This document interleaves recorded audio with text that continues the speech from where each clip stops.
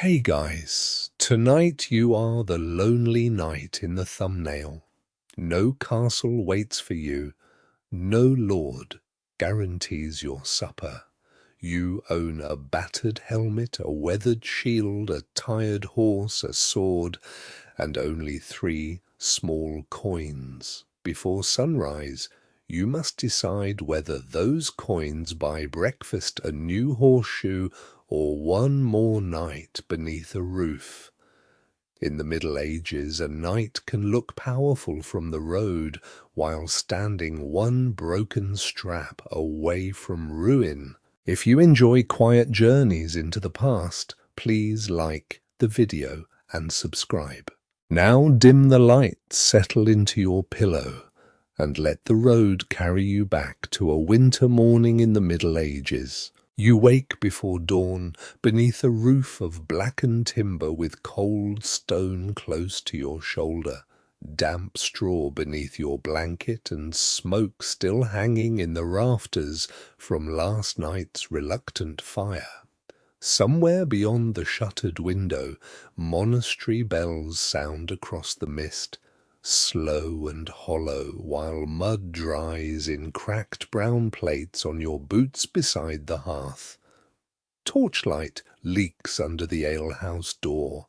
Your horse breathes pale clouds in a lean-to outside, and the river beyond the village lies hidden under winter fog. Medieval travel brochures really oversold this experience. You are a knight certainly, but there is no warm chamber, no line of obedient servants, and no estate sending rents into your purse. You probably would not last a week out here without learning quickly which doors open for a sword-bearing stranger and which remain firmly barred. For a few moments you remain under the wool blanket and listen to the building breathe around you. Wind worries at the shutters. A man sleeping near the opposite wall gives a soft snore and turns on his pallet. The ashes in the hearth have collapsed into a dull red hollow. Fresh rushes cover part of the floor, already mixed with dried mud crumbs and crushed herbs. Better houses sometimes scatter mint or meadow sweet among their rushes to sweeten the air. Here the innkeeper appears to have chosen whatever grew nearest the ditch. You pull the blanket closer for one final breath of warmth. It is coarse wool, heavy enough to keep you alive and scratchy enough to remind you that comfort is a theological concept rather than a daily expectation. No servant comes to dress you. That fact alone separates your life from the painted image of knighthood found in romances and church carvings. You are not the lord of a manor. You possess no tower, no domain, no village whose tenants owe you hens at Christmas or days of ploughing in spring. You are what people along these roads sometimes call a knight of the hedge, a mounted fighting man of gentle or near gentle standing who travels in search of employment, patronage, meals, lodging, and the occasional chance to turn skill into silver. The name carries a little mockery. A knight sleeping under hedges is a knight whose roof changes with the weather. Some swear that the term comes from men who literally camp beside hedges when no hall will receive them. Others use it simply for knights without settled lands or lasting service. No one can quite agree whether every wandering knight deserves the label, and you have learned not to ask too many questions when the word is spoken with a smile. In a world obsessed with rank, The distance between respected warrior and shabby hanger-on can be measured in surprisingly few missing coins. You sit up slowly. The cold immediately finds the gap at your neck. Your clothing waits beside you in the dimness linen shirt, wool hose, tunic belt, and a cloak smelling strongly of road smoke. You dress with stiff fingers. The linen is not especially clean, but it is dry, which feels like luxury. Your belt follows, then your purse, then the small knife you use more often for bread than for anything heroic. Against the wall rests the visible proof that you may still call yourself a knight. Your sword lies in its scabbard plain, rather than jeweled, its grip darkened by years of sweat and oil. Nearby stands a shield scarred by weather and use. Pieces of armor are wrapped in cloth to keep damp from them as best you can. Iron does not care about your dignity. Leave it wet, and it rusts with complete impartiality, whether you are a king's champion or a man who slept beside an ale barrel because every proper bed was occupied. You reach for the sword first. It is not merely a weapon, it is an announcement. When you carry it, villagers notice, gatekeepers notice, priests notice. Men with questionable intentions notice and reconsider certain plans. A sword tells strangers that you belong, at least in theory, to the mounted warrior class. It also tells them that you might be dangerous, expensive, troublesome, useful, or all four before breakfast. You draw a hand along the scabbard and inspect the leather near the chape. The stitching still holds. That is enough for this morning. Beyond the thin wall comes the scrape of hooves. Your horse is awake. That sound draws you out of bed more effectively than any bell. Whatever else you may lose the animal outside is the center of your wandering life. Without a horse, you become something different in the eyes of almost everyone who matters. A mounted knight arrives as a potential retainer, a man trudging beside a saddle he can no longer fill looks much closer to misfortune. You lift the wooden latch and step into the common room. The alehouse is almost dark. One beeswax candle burns near a small painted image of St. Christopher, patron of travellers, fixed to the wall by the door. Most inns would rather burn cheaper tallow, but this candle is an offering from some grateful pilgrim. Its flame makes the saint's face tremble in gold and shadow. Someone has tucked a sprig of rowan behind the image. The priest would probably prefer to hear that the household trusts in prayer alone. The innkeeper's wife evidently sees no reason not to improve the odds. A saint guards the doorway, an herb discourages ill luck, an iron nail may be hammered into a threshold against malicious spirits, and everyone agrees not to examine the theology too closely before sunrise. You cross the room, careful not to kick the sleeping dog curled beneath a bench. It opens one eye. You stop. The dog closes the eye again, having judged you unworthy of administrative attention. Outside, the cold is sharper. The yard is a shallow field of churned mud, stiffened along its edges by frost. The sky above the thatch roofs is deep blue-grey. Smoke rises from two chimneys in narrow threads. Somewhere A cock begins to crow, receives an irritated answer from another yard, and soon the village conducts a small argument about mourning. Your horse stands beneath the lean-to, tied beside a mule belonging to a cloth merchant. The animal turns towards you, ears forward, breath white in the dim air.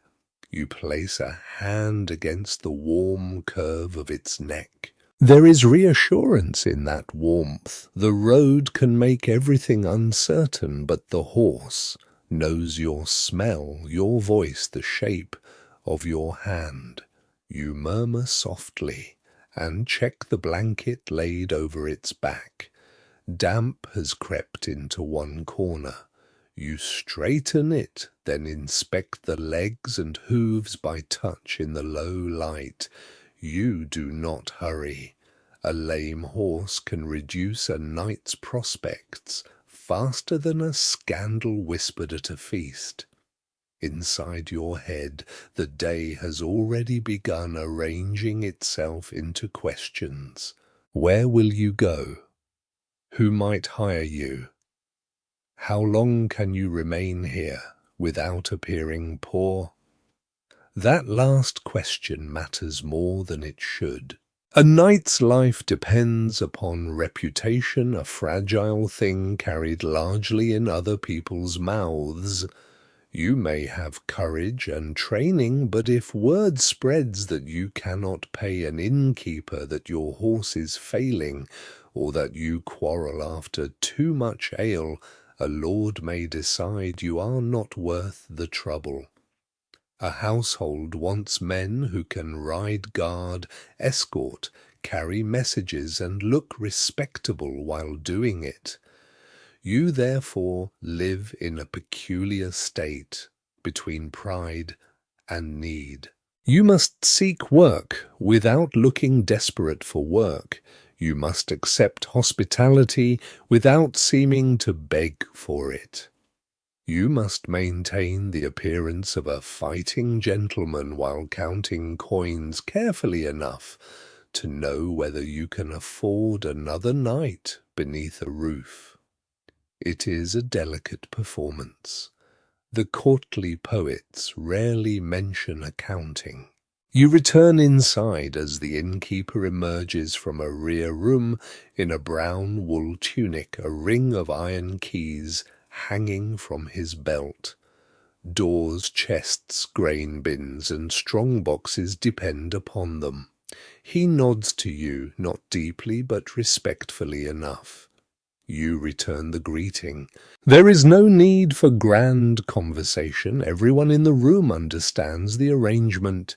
You paid for food, space, and fodder last night. You did not demand a private chamber. He did not ask whether the story about your service in the north is completely true. Even now it is hard to tell whether half the reputations carried along medieval roads are fact or embroidery. One man says he stood beside a famous lord at a siege. Another insists his grandfather carried a relic that kept him safe in battle. Perhaps each tale has improved through several winters and many cups of ale. Your own reputation is less dramatic, which may be useful. You have served before. You have guarded roads, ridden in a lord's company, and stood beneath banners when armed men gathered.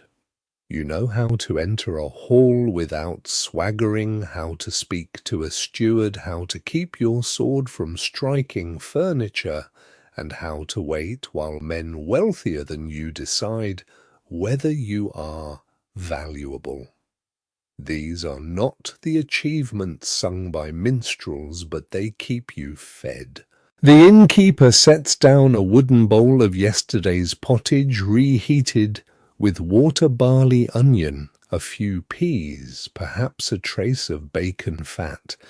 Beside it comes coarse bread and a cup of weak ale, common enough at tables where brewing is routine.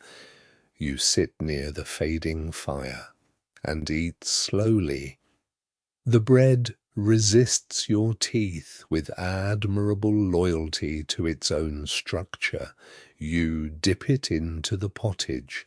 That settles the disagreement. Across the room, the other sleeper wakes. He is a pilgrim, by the look of him, with a worn cloak and a small badge sewn near his shoulder, bought at some shrine behind him as proof, memory, or devotion.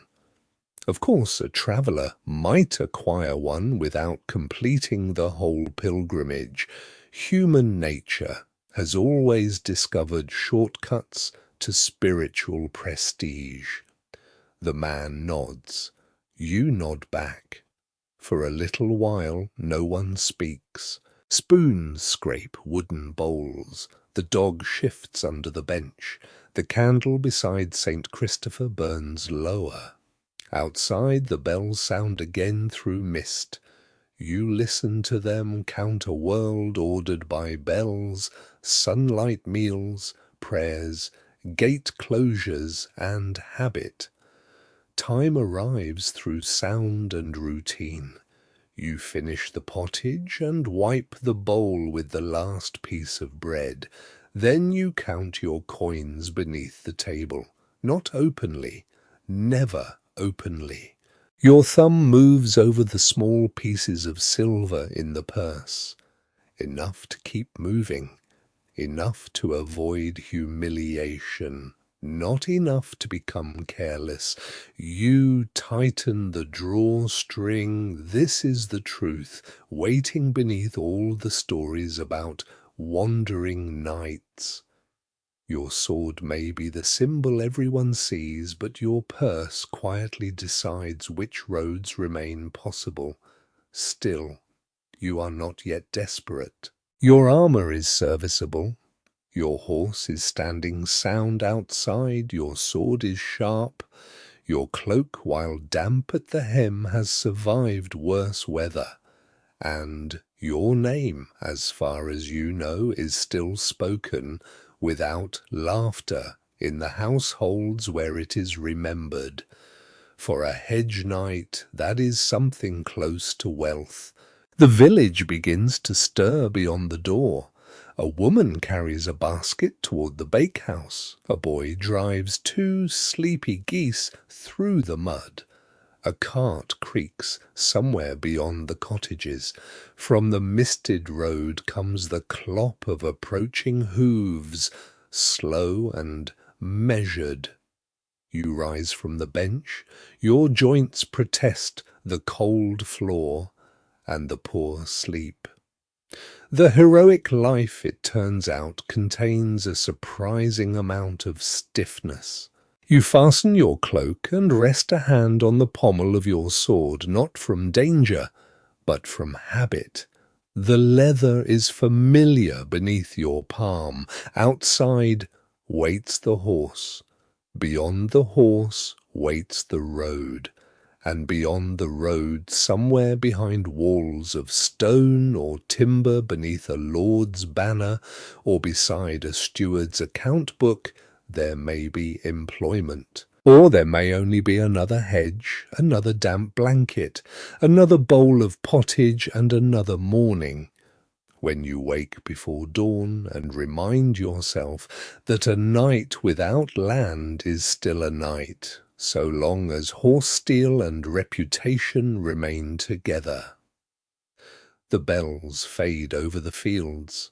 You step towards the door as first light enters through the shutters, touching the rushes, the sleeping dog, the saint, and the candle's dying flame. You step into the yard, with the bells still fading behind you, and before the road can claim you again, there is the small matter of keeping yourself and your horse from quietly falling apart. The horse comes first. You untie him beneath the lean-to and lead him into the pale morning light. Old horsemen have opinions about nearly everything, and some swear that a sweating horse allowed too much cold water will founder before sunset. No one can quite agree how much of this is wisdom and how much is stable superstition, but when the animal beneath your saddle is worth more than almost everything else you own, caution becomes an easy religion. You run both hands down his forelegs, then lift one hoof. A small stone is wedged beside the iron shoe. You pry it loose with your knife. The shoe itself is worn thin at one edge. That is less comforting. A knight on foot is still armed and trained, but he is no longer the image that opens gates quickly. Your horse carries your armor, your speed, your status, and much of your livelihood. You lead him toward the village smithy. The forge glows orange in the dim morning, and the air smells of coal-hot iron, damp leather, and singed hoof. The smith looks first at the horse, then at you. He does not look impressed by either. This is probably good. A smith impressed by a knight may charge like a court jeweller. You explain the worn shoe. He crouches, studies the hoof, and grunts. That grunt could mean the shoe will last another week. It could mean disaster. Craftsmen have guarded professional mystery for centuries with sounds exactly like this. The old shoe comes off. You watch carefully. Iron horseshoes are no luxury on roads like these. A fresh shoe means nails, iron fuel, labor, and coin. Nothing in your life costs much by itself. Everything costs something. While the smith works, you inspect your tack. One stirrup leather is cracking near the buckle. The reins are stiff where rain soaked them yesterday. A saddle strap needs stitching. You rub tallow into the driest leather until the surface darkens. People imagine a knight polishing a sword before battle. More often you are greasing straps. You own a mail shirt, helmet, padded garments, gauntlets, shield sword, dagger saddle, bridle blankets, bags, and the many small pieces joining one expensive object to another.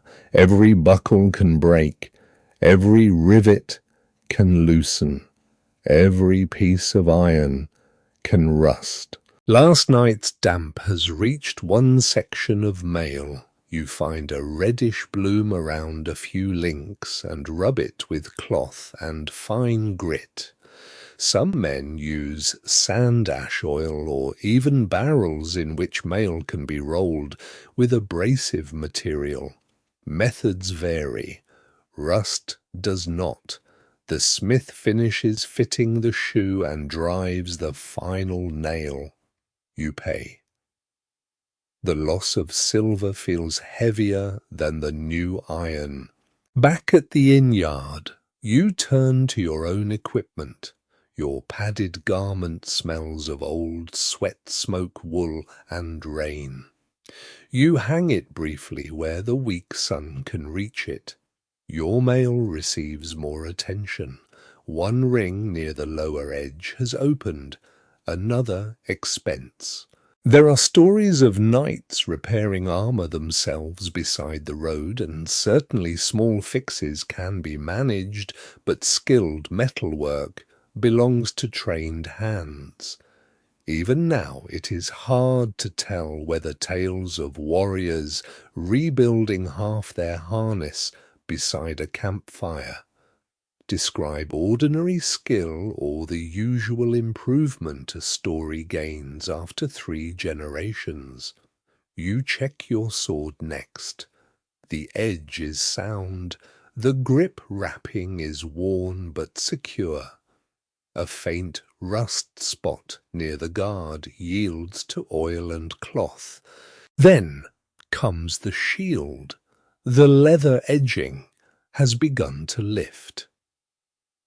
You stand for a moment among your possessions and understand the strange joke of your condition.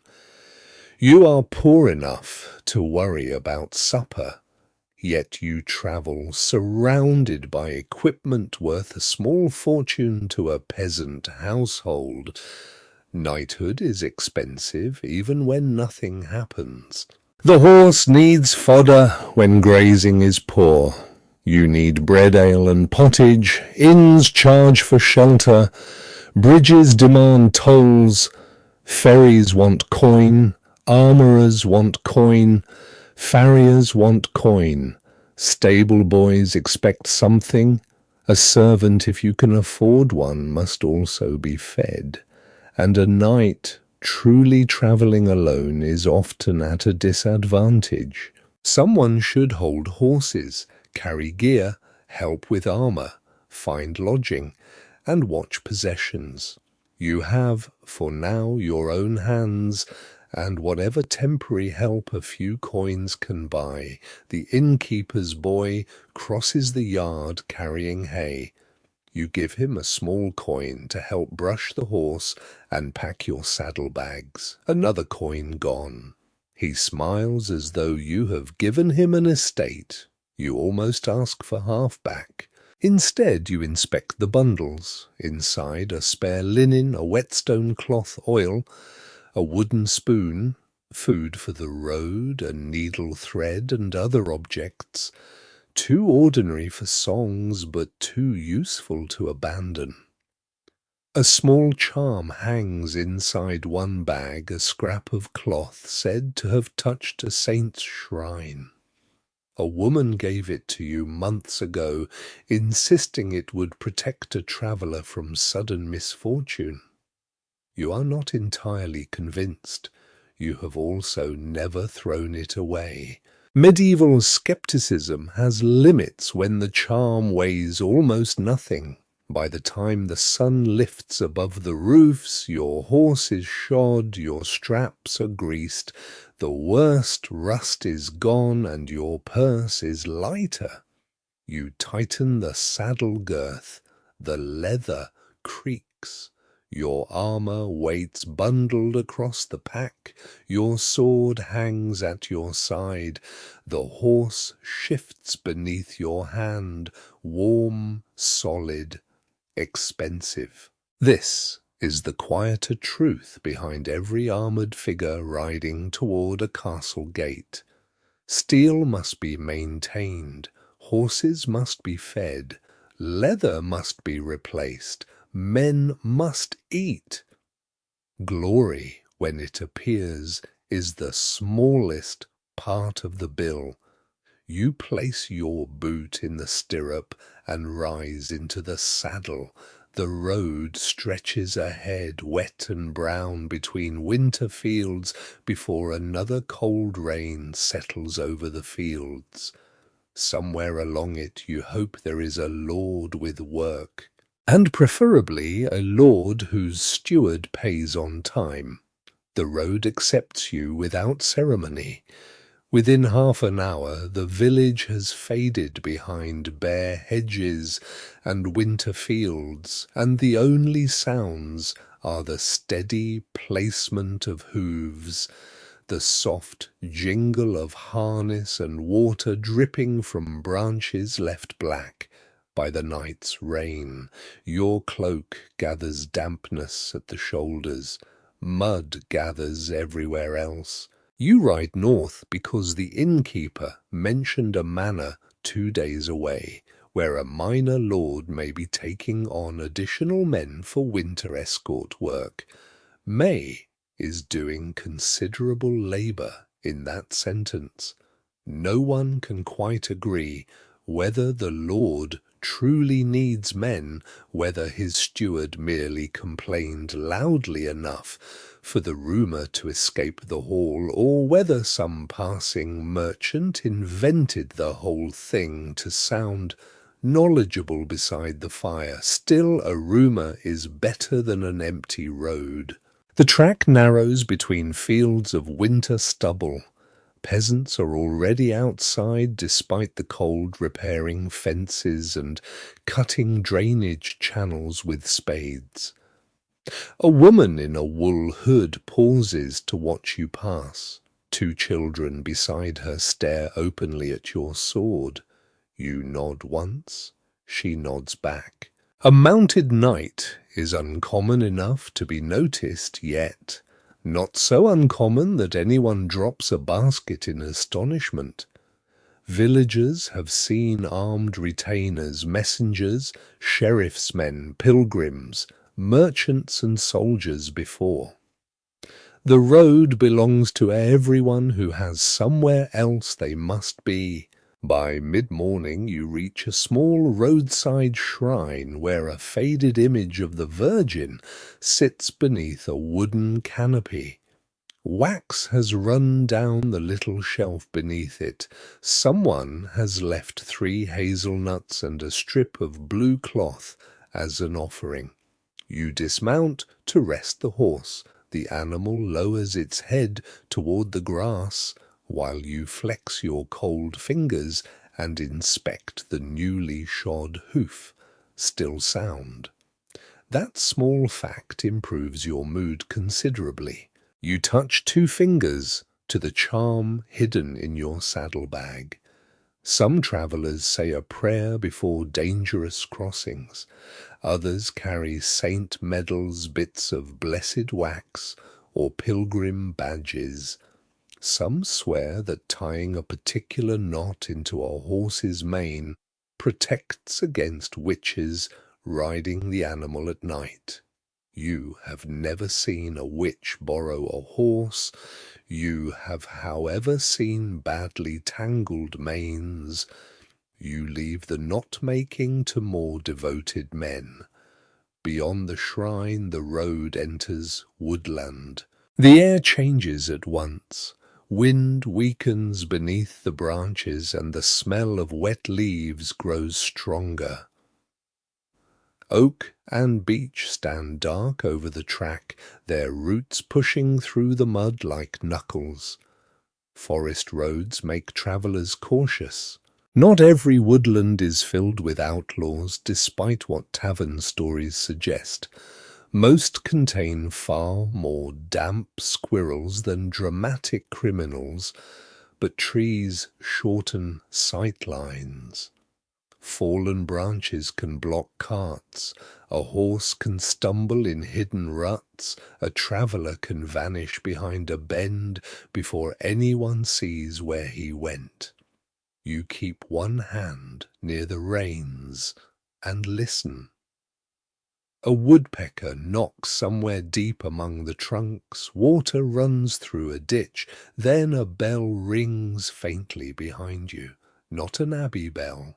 A mule bell. A small merchant train appears around the bend, 2 pack animals, 1 cart, 3 men in heavy cloaks, and a woman riding side saddle on a small grey horse. They greet you carefully. Armed strangers always receive careful greetings. For a while you travel together. Company is useful on uncertain roads, and conversations among travellers trade information faster than royal messengers. One merchant tells you a bridge ahead is passable. Another says a toll collector there has recently doubled his fee. The first merchant insists this is nonsense. The second insists his cousin paid it. Those who tell the tale never fully agree, especially when cousins are involved. You ride with them until the forest opens onto low meadows cut by a broad stream. There stands the bridge timber laid across stone piers with a small toll hut at one end. The collector steps out. He wears a patched cloak and carries a wooden tally stick. You pay for horse and rider. The merchants complain. The collector shrugs. Nothing about the exchange feels heroic. Yet bridges matter enormously. Without them, rivers divide roads into seasons of inconvenience. A ford may be shallow in summer and deadly after rain. A ferry may not run after dark. A bridge, therefore, becomes a place of power, and where there is power, someone usually discovers a fee. On the far side, you separate from the merchants and continue alone. By afternoon, rain begins. Not a storm.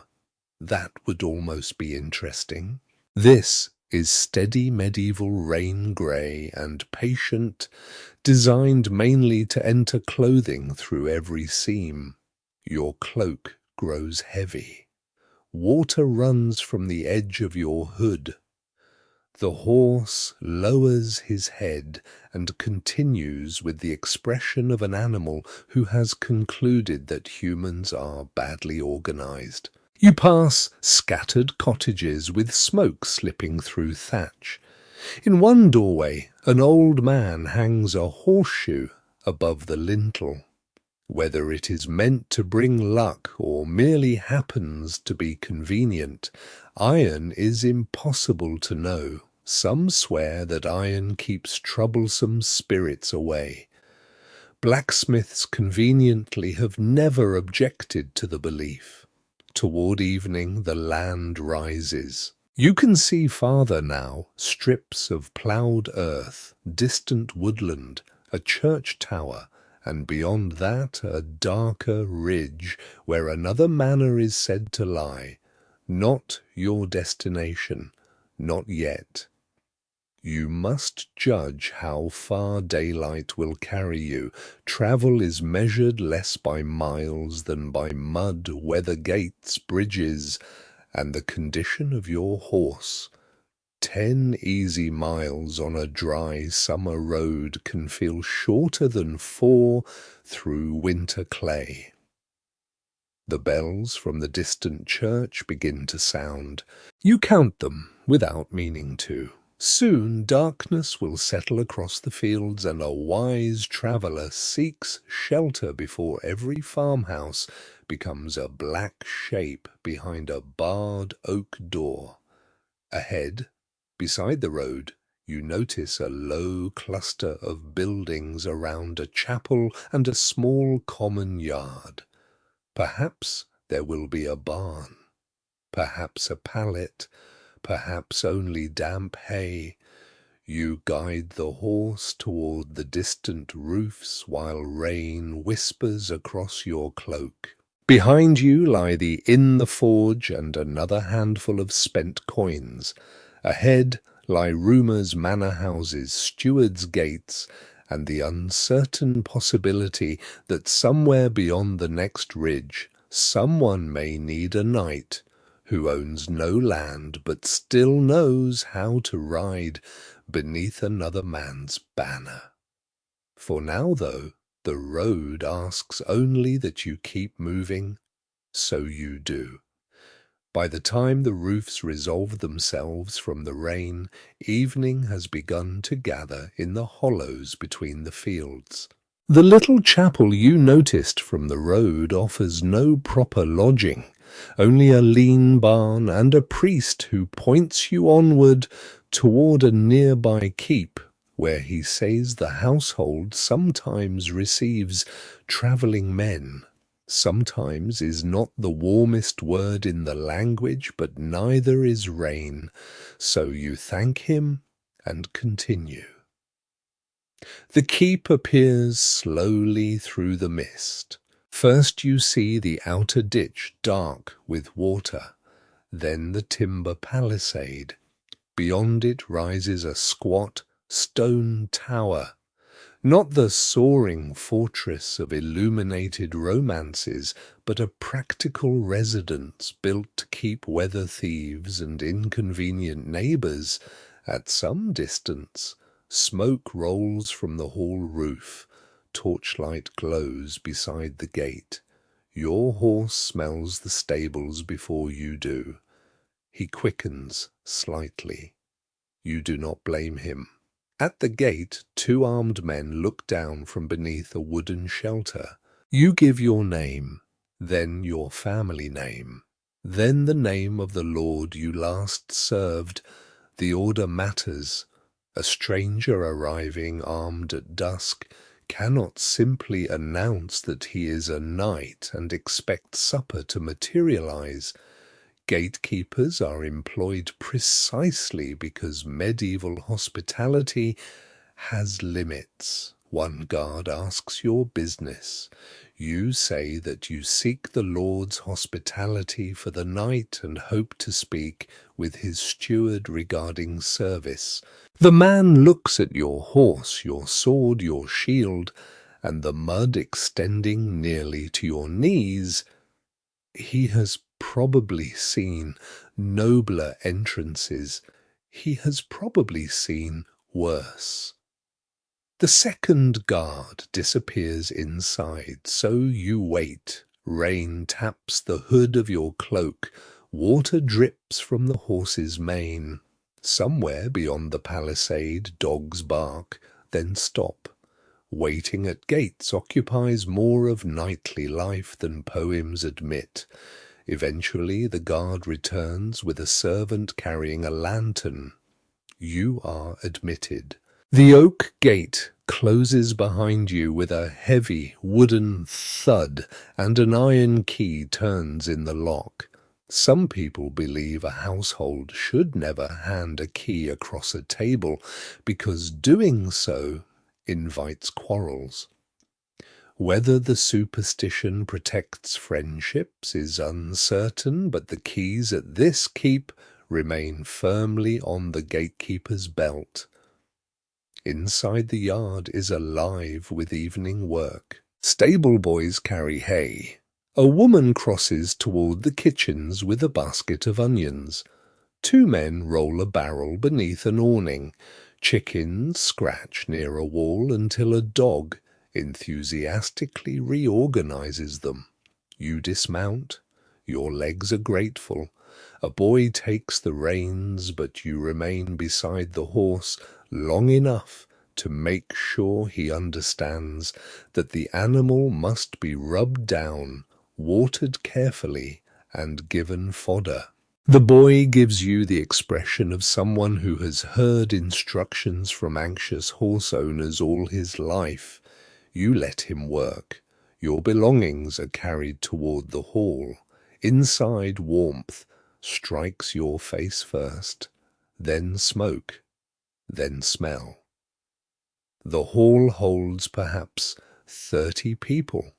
Household servants, armed retainers, clerks, visiting men, and several individuals whose precise purpose is difficult to determine, but who stand near important people with great confidence. Rushes cover the floor. Some are fresh. Others plainly remember earlier meals. Dogs sleep near the hearth. Wet cloaks hang from pegs along one wall. Beeswax candles burn near the high table, where expense matters more, while cheaper lights flicker farther down the room. You are not brought to the Lord immediately. Of course not. You first meet the steward. He is a narrow-faced man with an ink stain near one thumb and a belt pouch that probably contains more authority than your sword. He asks where you have ridden from. You answer. He asks whom you have served. You answer again. He asks whether anyone in the household knows you. That question matters most. Fortunately, one of the older men-at-arms recognizes the name of your previous employer, not you personally. That would be too convenient, but the connection is enough to turn suspicion into cautious interest. The steward nods. You may remain for the night. It is astonishing how beautiful those words sound when your cloak weighs as much as a wet sheep. You are given a place near the lower end of the hall, not an honoured chamber, not a private bed, a place for a hedge knight that is hospitality enough. You remove your wet cloak and hold your hands toward the hearth. The fire crackles around split logs, a pot hangs above it, steam carries the smell of onions, oats, herbs, and meat. Supper follows. Pottage arrives first, thick and hot, then coarse bread and a little smoked fish. The higher table receives better cuts of meat, white bread, and stronger drink. Hierarchy is edible here. You know where you stand by what appears on your trencher. Still the food is warm. You eat gratefully. Across from you sits another knight whose cloak is fur-lined but badly worn at the edges. He introduces himself only after studying your shield. He too is between households.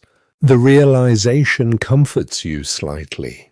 Misfortune looks less personal when seated across the table.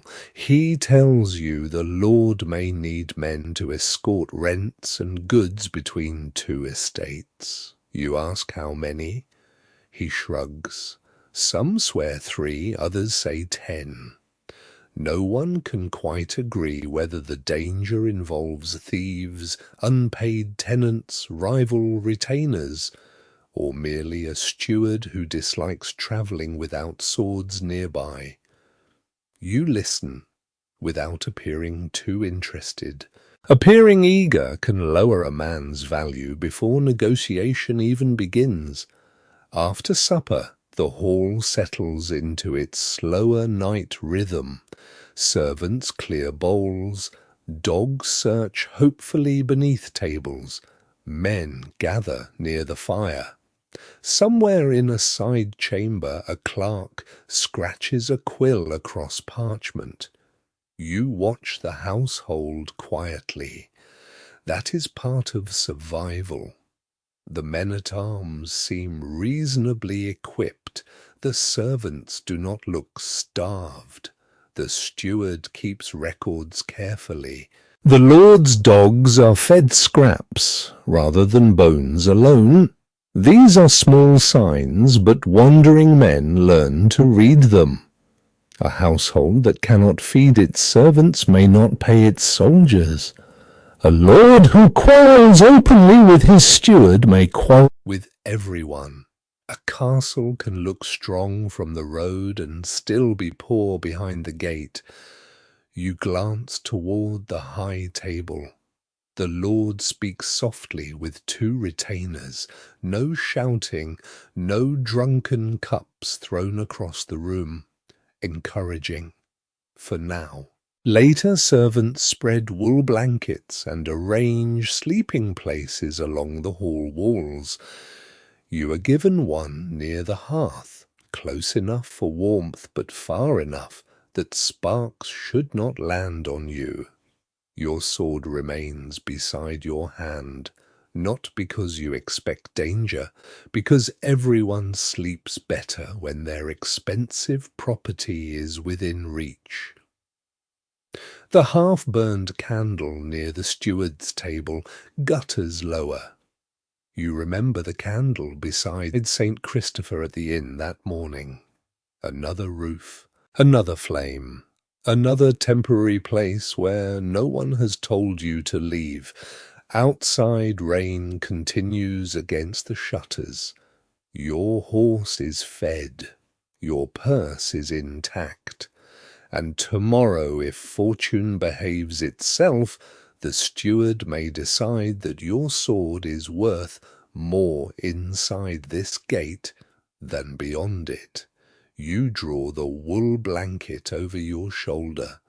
For tonight that is enough. Morning enters the hall before anyone invites it. Grey light appears beneath the shutters, touching rushes, benches, and boots of men sleeping wherever space allowed. The fire has sunk to red coals. Someone near the door coughs.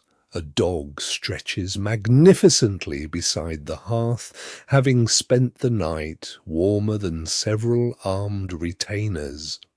You wake with your hand still close to your sword. For a moment you forget which roof lies above you.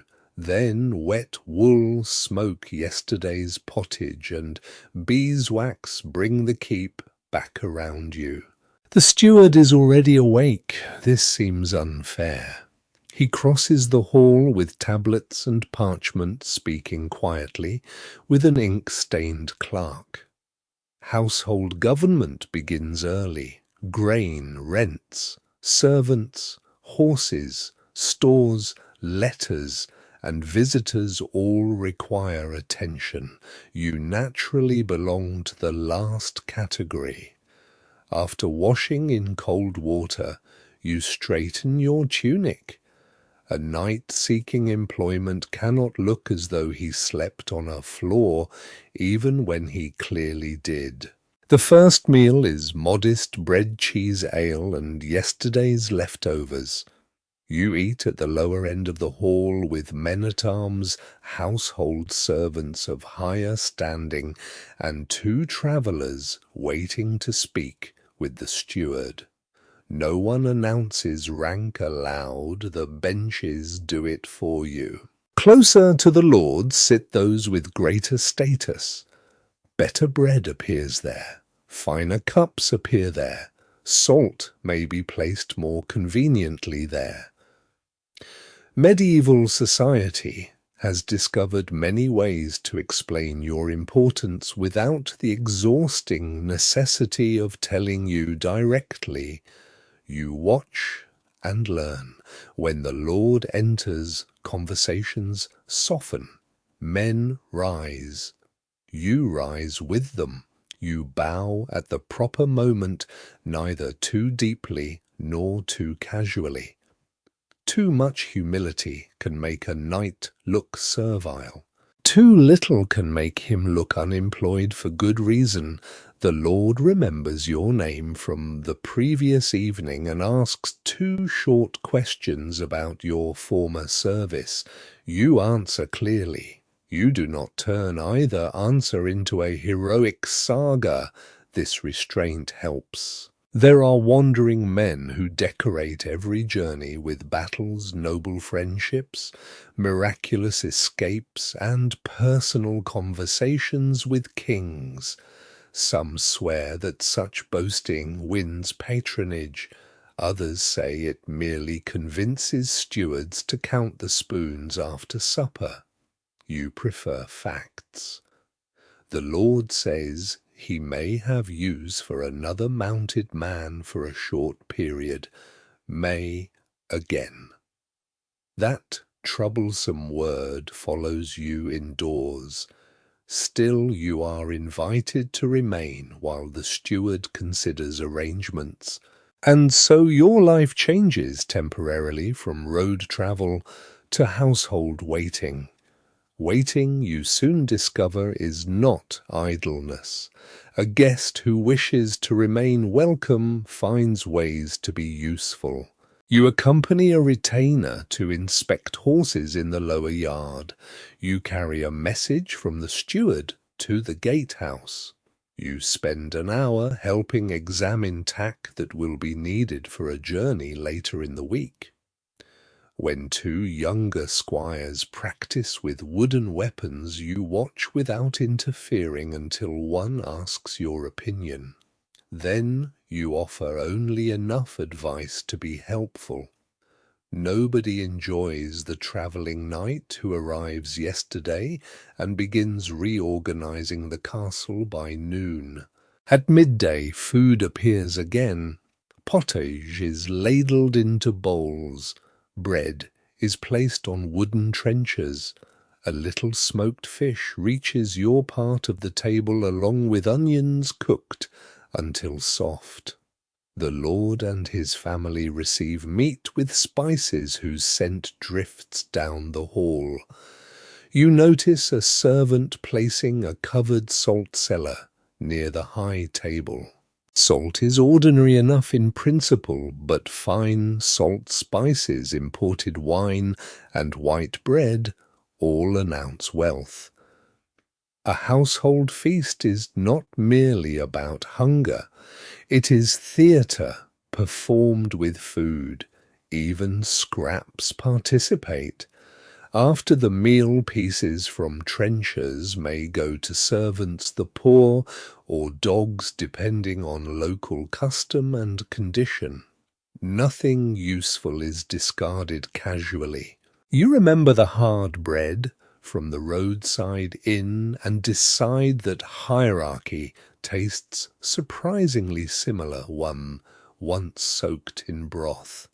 By evening you have learned several names.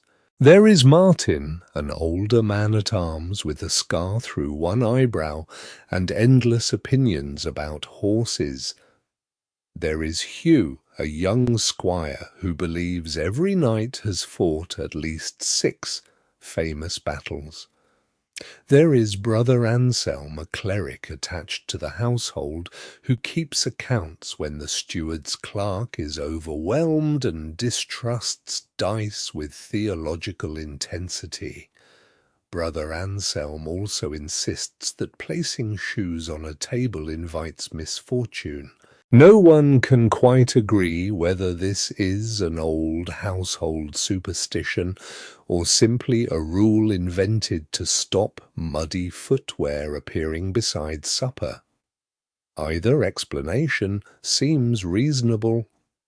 Night comes early, the oak doors are barred, iron keys turn, rushlights flicker along the walls. You are given the same sleeping place as before, though now your blanket has been folded rather than merely dropped there. It is a tiny improvement, yet you notice it. The next day follows a similar rhythm. Then another. You begin to understand how a man like you can hover at the edge of a noble household without truly belonging to it. You eat their bread, warm yourself at their hearth, speak with their retainers, and sleep beneath their roof, but everything remains conditional. The steward can end it with a sentence, the Lord can forget you. Another night can arrive with better connections. Your task is to remain visible without becoming tiresome, useful without becoming cheap, respectful without becoming invisible. On the third evening, the steward finally sits beside you near the hearth. He speaks of escort work between estates of several riders of a journey likely to last days rather than weeks. Then he names a payment. You keep your face still. Inside you calculate fodder, repairs, meals, and the silver already lost to the farrier. It is not generous. It is not insulting. More importantly, it is work. You nod once and say the terms are acceptable. The steward nods back. No trumpets sound, no minstrel begins a song. The dog beside the hearth scratches one ear. Yet as the half-burned candle flickers on the table, something in your chest loosens. For a few days, perhaps longer, you are no longer merely a knight waiting at someone else's gate. You have a place in the household's plans, and for a hedge knight, temporary usefulness is often the nearest thing to security. Before the escort work begins, the household wants to know whether the knight it has agreed to pay can actually remain upright in a saddle. This seems reasonable. You still resent the hour. The bells sound before sunrise, and by the time you cross the yard, frost lies silver along the edges of the troughs. Your breath hangs pale in front of you. A stable boy carries a lantern between the stalls while horses shift and stamp in the darkness. Martin, the older man-at-arms, is already waiting. He looks offensively awake. The training yard occupies a patch of ground between the stables and the inner wall. Yesterday's rain has turned it into a mixture of mud, straw, and frozen ruts. A wooden post stands near one side for striking practice. Several blunted swords and wooden weapons lean against a wall beneath an awning. Hugh the young squire is there too. He is attempting to look eager. At his age, apparently, knees still function before breakfast. You begin not with swordplay, but with stretching stiff shoulders and checking equipment. Your padded jack needs its ties tightened. The mail shirt goes over it with the familiar weight settling across your shoulders. Mail is flexible, but flexible does not mean light. You roll your shoulders. The rings whisper against one another. A leather belt helps distribute some of the weight, and you adjust it carefully.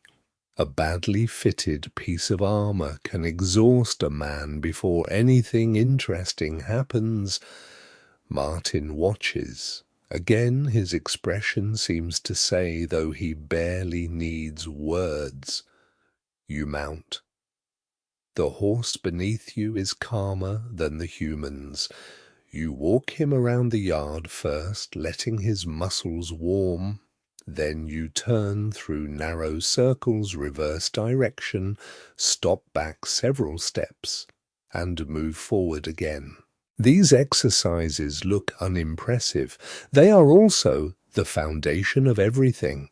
A knight who cannot control his horse in a crowded yard has little hope of controlling it among shouting men, wagons, banners, mud, and unfamiliar animals.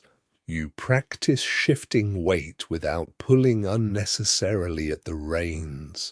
The horse responds to your legs.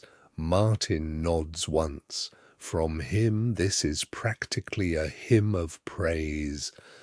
Then comes mounting and dismounting repeatedly. The first few times are easy. By the seventh, your thighs begin reconsidering their loyalty. By the 10th, you understand why saints are sometimes shown suffering patiently. Hugh performs the same exercise and lands badly enough to splash mud across his hose. You look away with great dignity. This is partly kindness. Mostly it is because you expect your own turn soon. The household believes regular practice matters. Skill rusts almost as readily as iron if neglected. Men drill with swords, spears, shields, horses, and sometimes the heavy wooden quintain, a rotating target that can swing around and punish a careless rider. There are stories of squires being knocked flat by one. Some swear that a man who survives the quintain without embarrassment is ready for war. No one can quite agree whether that proves horsemanship or merely teaches a healthy fear of revolving timber. Today the yard is too wet for elaborate games. Instead, you work with a blunted sword. Martin faces you with a practice weapon of his own. The first exchanges are slow. You step. He steps. Wood and dulled steel meet with controlled knocks. You practice distance more than force, turning your body, keeping balance, recovering after each movement. There is no roaring, no heroic spinning. Anyone who spins too freely in this mud is likely to become a historical example of poor judgment. Your boots slide once. Martin taps your shoulder. You reset. Again. The rhythm becomes almost soothing. Step, guard, strike, turn, breathe. Mud pulls at your boots. Cold air enters your lungs. The wall above you catches the first pale sunlight. Hugh watches from nearby while repairing a strap on his shield. A squire learns nearly as much from maintenance as from fighting. He must know how armor is buckled, how horses are saddled, how blades are cleaned, how clothing is packed, and how to help an armored man prepare without leaving some essential fastening loose. After an hour, your hands ache from the cold. You stop near the stable wall where a servant brings bread and warm ale. The ale is weak and lightly heated with herbs. You wrap both hands around the cup. It is one of the finest objects you have encountered all week. Martin produces a small piece of dried apple from his pouch and feeds it to his horse. Then he touches the animal's forehead and mutters something. You ask what he said. He claims it is merely habit. Hugh later whispers that Martin always murmurs a blessing before serious riding because his grandfather believed horses can sense approaching misfortune. Perhaps horses certainly sense nervous riders. They also sense apples. Those explanations cover most known cases. After the break, you inspect weapons. Your sword comes from its scabbard. The edge is checked carefully for nicks. The blade receives a thin coat of oil. The hilt is examined for looseness. You check the shield next. A leather strap has stretched slightly after the rain, and you adjust it. This is the greater portion of military life, preparing things that may never be used violently. The afternoon brings spearwork from horseback. You ride at a walking pace first, holding the shaft beneath your arm and learning again how its weight changes your balance. Then faster. The target is a stuffed sack tied to a post. You strike it once. Poorly. The sack turns. Hugh attempts not to smile. On the second pass, you strike closer to the center. On the third, the spear point drives firmly into the packed straw and nearly pulls the weapon from your grip. Martin finally laughs. Quietly. You decide the old man has become dangerously cheerful. By sunset, every muscle from your shoulders to your calves seems aware of its existence. You lead the horse back to the stable rather than riding him. Steam rises faintly from his coat. You rub him down with straw, check his legs, pick dirt from his hooves, and make sure he has water and fodder. Only then do you deal with yourself. Your mail is wiped dry. Your sword is cleaned again. Wet leather is placed where it can dry slowly, not too close to the fire. The training yard has given you no wounds worth mentioning. No songs, no applause.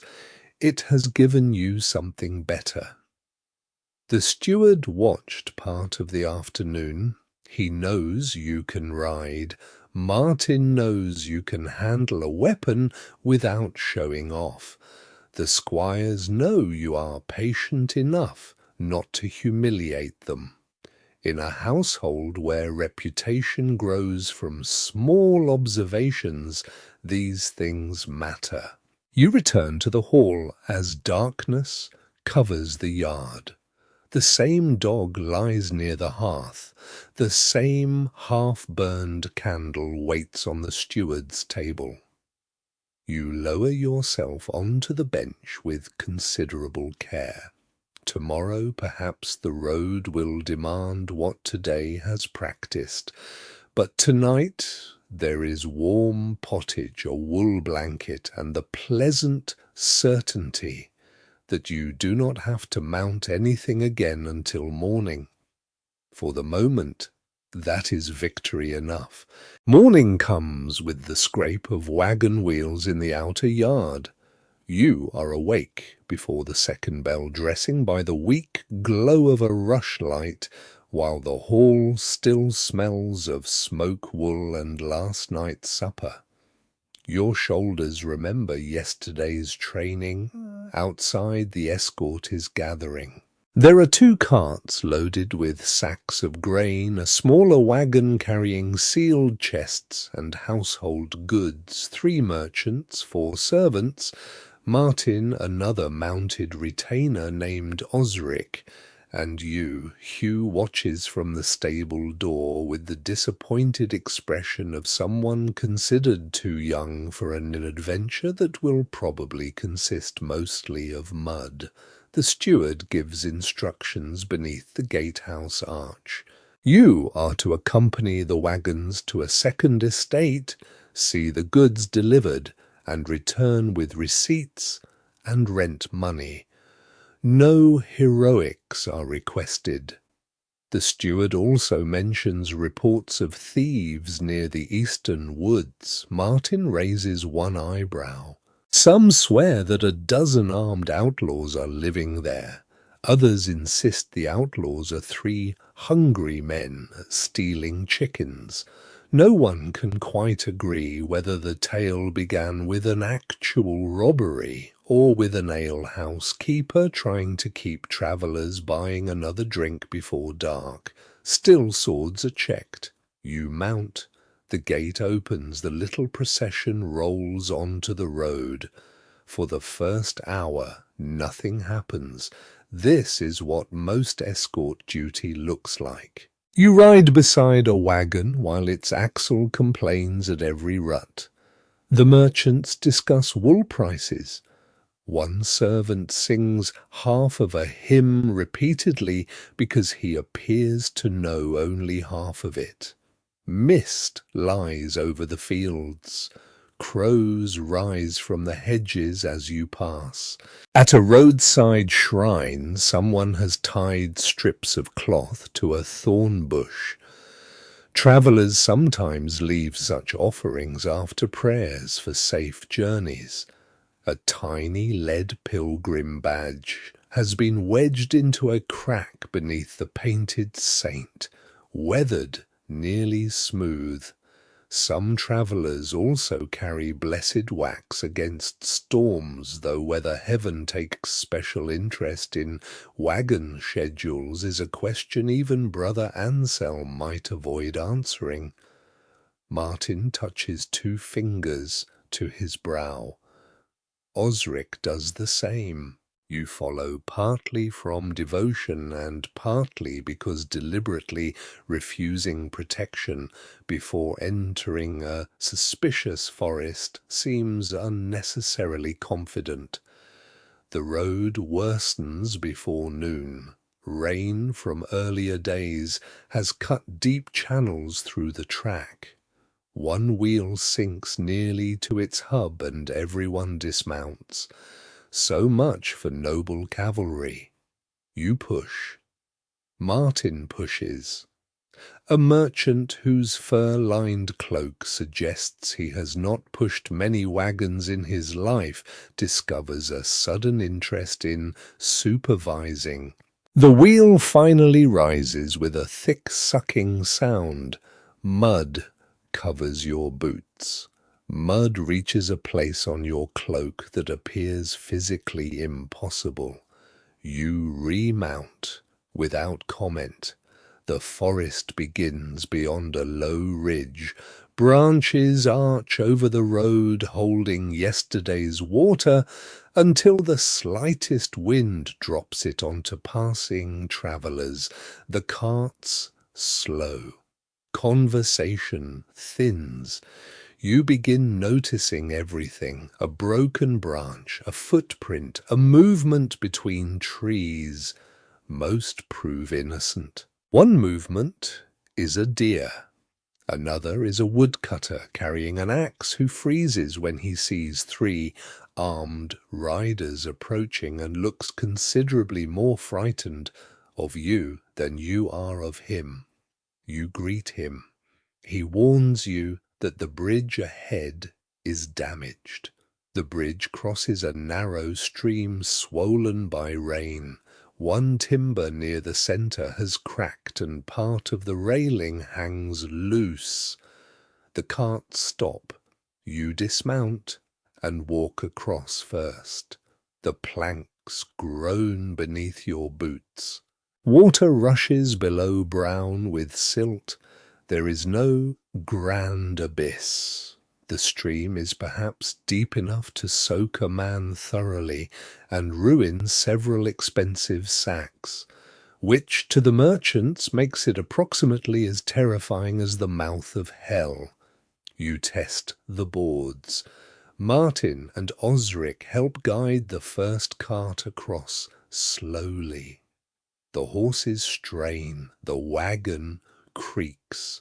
It holds. The second cart follows, then the third. Only after the last wheel reaches firm ground does conversation return. One merchant crosses himself. The supervising merchant claims he was never concerned. By afternoon, rain begins again. You pull your hood lower and continue toward a toll station where a timber barrier blocks the road. The collector steps from his hut. He demands payment for the wagons. The merchants object immediately. Apparently, they have documents granting a reduced toll. The collector studies the parchment as though hoping prolonged staring will alter its contents.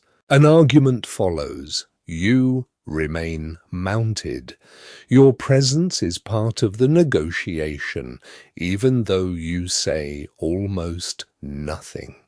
Eventually, the collector accepts the smaller fee with the wounded dignity of a man personally betrayed by arithmetic.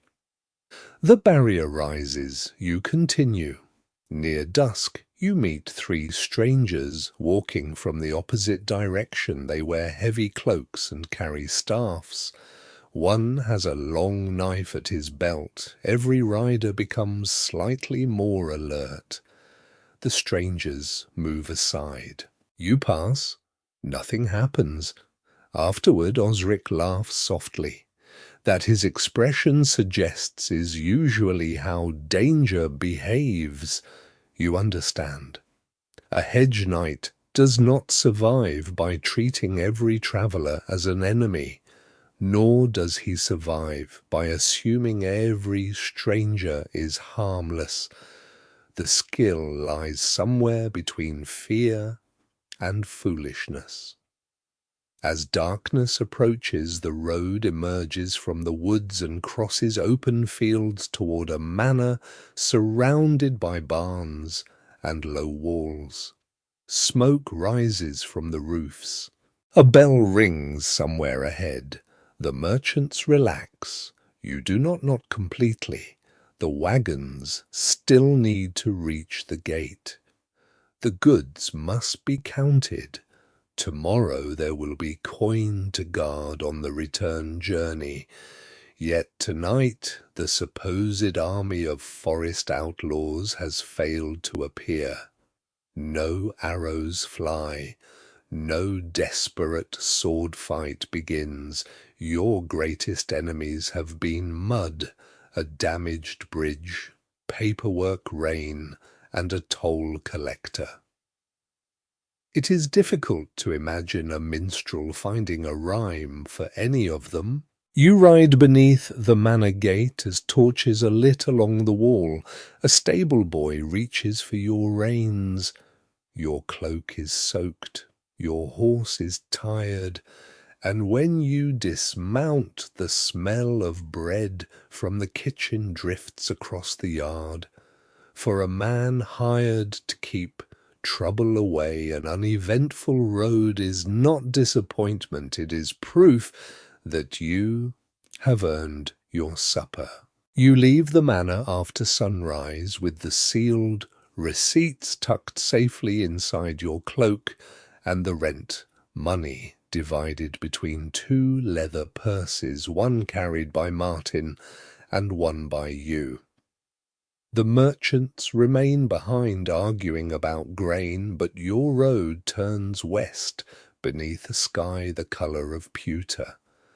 By midday the rain returns. It is finer than yesterday's rain, almost mist, yet it settles everywhere. Your gloves darken. Your horse's mane clings to his neck.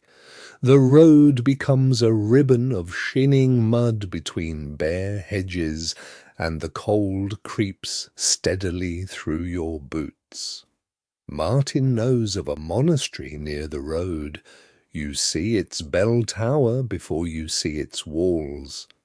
The bell sounds across the field, slow and measured, and for several moments even the horses seem to listen. You ride toward it.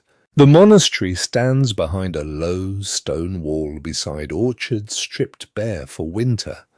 Beyond the gate are barns, workshops, a guest house, gardens gone brown with frost, and the church itself larger than anything in the neighbouring villages. A lay brother receives you beneath the gate arch. Travellers arrive here often enough that your presence causes little excitement.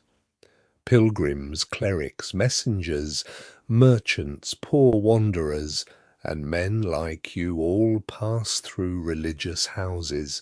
Hospitality is not limitless, but sheltering travellers is regarded as a worthy duty. The brother looks at your swords, then at your mud, then at the horses. The horses win his attention. He directs a servant toward the stable while another leads you to the guest house. Inside warmth waits. Not much warmth. Enough. A small fire burns beneath a soot-blackened hood. Wooden benches line the walls. Straw pallets have been arranged in an adjoining chamber, each with a wool blanket folded across it. After 2 days of roads, the sight of a dry blanket seems almost scandalously luxurious. You remove your cloak and hang it near the hearth. Martin stretches his hands toward the flames. Osric immediately sits down. No one speaks for a while. The monastery bells do that for you. They mark the hours of prayer, calling the community away from work and sleep in a rhythm older than any journey you are making. To a traveller, accustomed to measuring time by daylight and distance, the bells give the day a strange structure. You know where you are in the night, because somewhere in the darkness, men wake to pray. The guest master brings food after the next office. There is coarse bread beans, cabbage pottage, a little cheese, and smoked fish. Meat is absent, whether from custom, fasting, economy, or all three. You eat from a wooden bowl beneath the gentle light of a beeswax candle. The candle smells faintly sweet. It reminds you of the half-burned one at the keep. Small flames seem to follow you from roof to roof. A pilgrim sits near the opposite wall. His cloak bears several badges, including a shell from Santiago and a small stamped image of a saint whose face has been rubbed nearly smooth. He notices you looking. He tells you that one of the monastery's chapels contains a fragment of bone belonging to a holy martyr. Martin asks, "Which martyr?" The pilgrim gives a name you do not recognize. Later, a lay brother gives a different name. No one can quite agree whether the relic came from Rome, from a neighbouring abbey, or from a nobleman returning from pilgrimage. You decide not to investigate. A relic does not become more comforting when discussed like disputed luggage. After supper, a monk with narrow shoulders enters to examine Osric's hand. A strap rubbed the skin raw during the journey, and the damp has made it swollen. The monk washes the place with warm water and wine, then applies a salve smelling of honey and crushed herbs. He says it contains comfrey. Martin says his grandmother would have added plantain. The monk gives him a look suggesting that grandmothers are not licensed authorities. Still, monastery infirmaries often preserve useful knowledge of herbs, diet, bathing, bandaging, and simple surgery. Alongside these remedies live older beliefs. Certain plants are gathered at particular times, charms may be whispered, saints are invoked for specific illnesses. Some swear that carrying a piece of blessed bread prevents fever. Others place more confidence in onions. You quietly prefer whichever treatment can be eaten. Before bed, you walk through the cloister. The rain has stopped. Water drips from the roof into the central garth. Stone arches frame a square of darkness. A monk crosses silently, carrying a lantern, his sandals making almost no sound. From somewhere nearby comes the scratch of a quill. You glimpse a scriptorium through an open doorway. Inside, an ink-stained scribe bends over parchment. A candle illuminates his hands, a knife for scraping errors. Little pots of pigment and lines of careful writing. The quiet labour fascinates you. Your profession depends on steel, leather, horses, and reputation.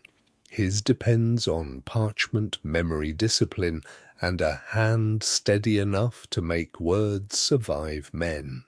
Even now it is hard to tell which kind of work will last longer. You return to the guest house when the bell sounds again. The dog from the keep is not here, but a monastery cat occupies the warmest stone beside the hearth with equal confidence. You lie down on the straw pallet. The blanket smells of wool and wood smoke. Your sword rests beside you, though the monastery walls feel safer than any roadside barn. Outside, rain begins again, soft against the roof. Later bells wake you. For one confused moment, you think dawn has come. It has not.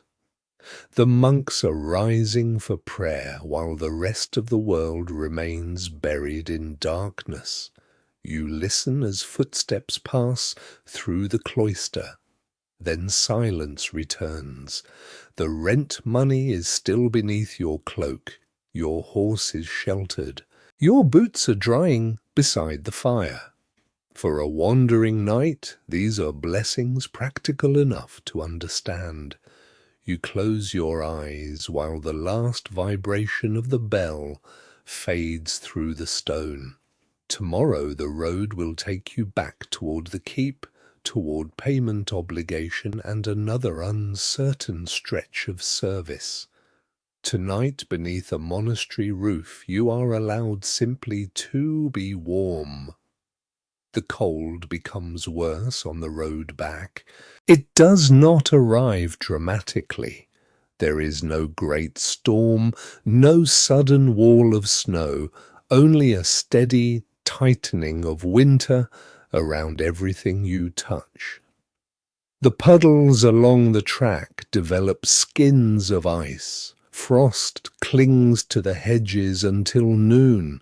Your horse's breath hangs white in front of him, and every time you remove a glove to adjust a buckle, your fingers seem to lose feeling almost at once.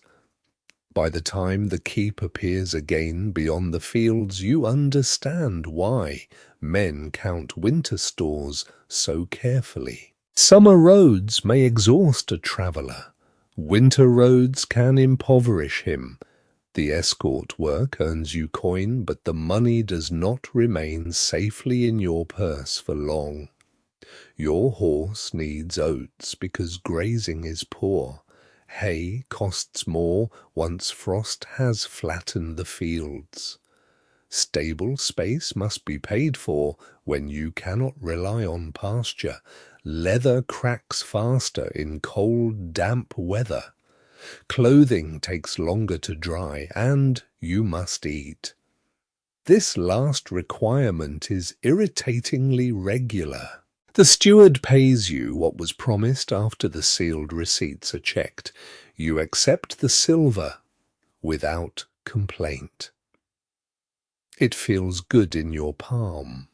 For perhaps 6 minutes you are almost prosperous. Then you begin calculating. A portion will go toward fodder, another toward the stretched shield strap. Your cloak needs mending where the hem has torn. One glove has split along a seam. Your horse's winter blanket is becoming thin at the shoulder. Coins disappear in your imagination before they can disappear in reality. You place them carefully into the purse anyway. At supper you sit in the hall beneath smoke-dark rafters while wind presses against the shutters. The meal is thick pottage made from peas and barley with coarse bread and a little salted meat. The household stores are changing with the season. Fresh food becomes rarer. Apples shrivel in bins. Root vegetables are guarded from frost. Salted pork, smoked fish, dried peas, grain, onions and cheese carry people through months when gardens offer little. The steward knows exactly how much grain remains. The cook probably knows better. Winter storehouses are among the quiet centres of medieval survival. A lord may boast about horses, hawks, towers and banners, but if the grain bin's empty in February, heraldry becomes a remarkably poor supper. You notice servants carrying sacks from a locked storage room near the kitchens. The door is oak. The lock is iron. The steward's familiar ring of keys hangs from his belt. People watch those keys closely. Some households bless their granaries after harvest. Others hang herbs or crosses near storage doors against spoilage vermin or bad luck.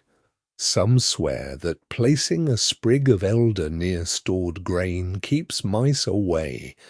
You suspect a cat may be more dependable. The keep has 3. All appear extremely well fed. Your own position becomes less secure as the days shorten. The escort duty ends. There are no immediate journeys planned.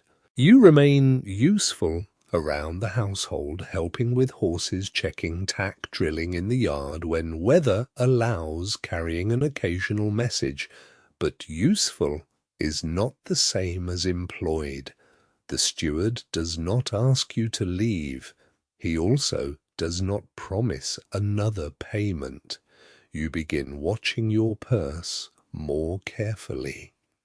At night, beneath the wool blanket near the hearth, you can feel winter waiting outside the walls. A hedge knight fears cold differently from a landed lord.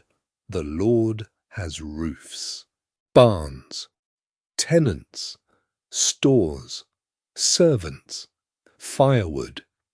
You possess whatever fits onto one horse and whatever hospitality another man chooses to extend. If you must leave tomorrow, the road is yours again. You might find another hall, you might find a monastery, you might find a barn, or you might find a hedge. The nickname suddenly becomes less amusing. A week passes. Your cloak is repaired by a woman attached to the household. She charges modestly for the work and you pay, because riding through winter with a torn cloak is the sort of economy that quickly becomes stupidity. The glove you mend yourself. Your stitching would deeply disappoint any respectable tailor, but the seam closes.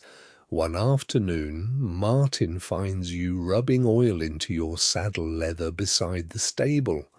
He asks whether you intend to stay. You say that depends on whether anyone intends to pay you. He laughs. Then he tells you a merchant caravan may pass through the nearby town within several days. They sometimes hire mounted guards, not noble work, perhaps, but coin is coin. The phrase stays with you. That evening you count your money again. You have enough? For now. That phrase is dangerous because it can mean anything from a month to 3 bad days. You separate one coin from the others for emergencies and sew it inside a small fold in your belt. Travelers do such things. Some hide coins inside boots or saddle linings. Others carry silver beneath clothing where thieves must work harder to find it. There are also charms said to protect purses from theft. A peddler once offered to sell you one. You declined because the price was suspiciously high. The following morning snow comes. Not much. A thin white dust settles on the roofs, wall tops, and frozen mud. The yard becomes quieter. Horses stand close together in the stable. You walk to the outer gate and look down the road. It stretches pale beneath a low sky. Somewhere beyond the fields lies the town Martin mentioned. There will be markets there, merchants, work perhaps, food certainly if you have coin. Behind you the keep is warm enough, but you cannot remain forever, simply because the hearth is pleasant. A hedge knight survives by moving before hospitality turns into irritation. You know this instinctively. Stay too long without service, and people begin to notice how much bread you eat. So you return to the stable. Your horse lifts his head as you approach. You stroke his neck and inspect his winter blanket. Still serviceable. Your sword remains sharp. Your armor remains whole. Your purse remains light but not empty. That distinction is enough. The bells sound over the frosted fields as servants begin another day of carrying wood grain, water, and fodder through the yard. You listen for a moment, then you begin packing again. Winter has narrowed your choices, but it has not closed the road. Not yet. You leave the keep beneath a sky washed pale by snow. Frozen ruts catch at the horses' hooves, and patches of old mud have become ridges of iron beneath a thin dusting of white. Your cloak is wrapped tightly around you, the repaired hem stiff where the thread is new. By mid-morning the town walls appear beyond a low rise. They are not enormous, but they look reassuring. The church tower rises above tiled and thatched roofs, and outside the gate a line has already formed carts of vegetables, sacks of grain, bundles of firewood, sheep pigs, merchants, pilgrims, and people who seem to be carrying everything they own in baskets. Market day. You join the queue. A clerk sits beneath a little shelter with a tally stick and 2 guards beside him. Goods entering the town may owe a market toll depending on what they are, who owns them, and what privileges can be proved. You carry no merchandise. That simplifies matters. The man ahead of you carries 3 geese. His situation is more complicated. The geese object loudly to taxation. Eventually, the gate admits you and the town closes around you with noise. The market square feels almost extravagant. Wool cloth hangs from stalls in strips of red, brown, green, and faded blue. Bakers display loaves on wooden boards. Fishmongers arrange salted herring in barrels. Potters stack bowls beside jugs. A spice seller guards tiny quantities of pepper as though each grain were a minor jewel. You smell smoke onions, damp wool, horse dung, hot bread fish, wax leather, and something sweet, frying in fat. You buy a small hot cake from a woman beside the churchyard wall. You eat slowly while watching the square. This is where news collects. A market tries to know everything. You hear that a bridge to the south has washed out. You hear that it has already been repaired. You hear that a baron 40 miles away is recruiting mounted men. You hear that he has no money. You hear that he has French silver, 3 new destriers, and a niece who can cure toothache by touching a church key to the jaw. No one can quite agree whether any part of the last story is true. Medieval remedies often travel beside rumour. Toothache may be treated with herbs, prayers, charms, smoke, or the advice of whoever speaks most confidently. Some swear that carrying a wolf's tooth prevents pain. You move towards the craftsman's quarter. The leather worker examines your shield strap. You prepare yourself for bad news. Instead, he says the leather can be reinforced rather than replaced. While he works, you visit a saddler to price a better girth. You do not buy it. Then an armourer examines 2 damaged mail links and replaces them for a modest fee. A wandering knight survives through these small repairs. Replacing whole pieces is expensive. Patching, stitching, riveting, oiling, tightening, and bargaining keep your equipment alive far beyond the dignity of its first appearance. By noon the square is crowded. A group of pilgrims passes wearing badges from a shrine farther east. One man carries a long staff with a little bell attached near the top. Another has sewn a metal image of St. Thomas onto his hat. Pilgrim badges are souvenirs, declarations of devotion, proof of travel, and sometimes protective objects all at once. A clever seller nearby offers badges that look suspiciously similar. You keep walking. Near an alehouse, 3 men stand around a table, throwing dice. One recognizes your sword and invites you to join. You decline. Dice have swallowed more soldiers' pay than winter fodder ever could. Brother Anselm would approve. Instead, you enter the alehouse.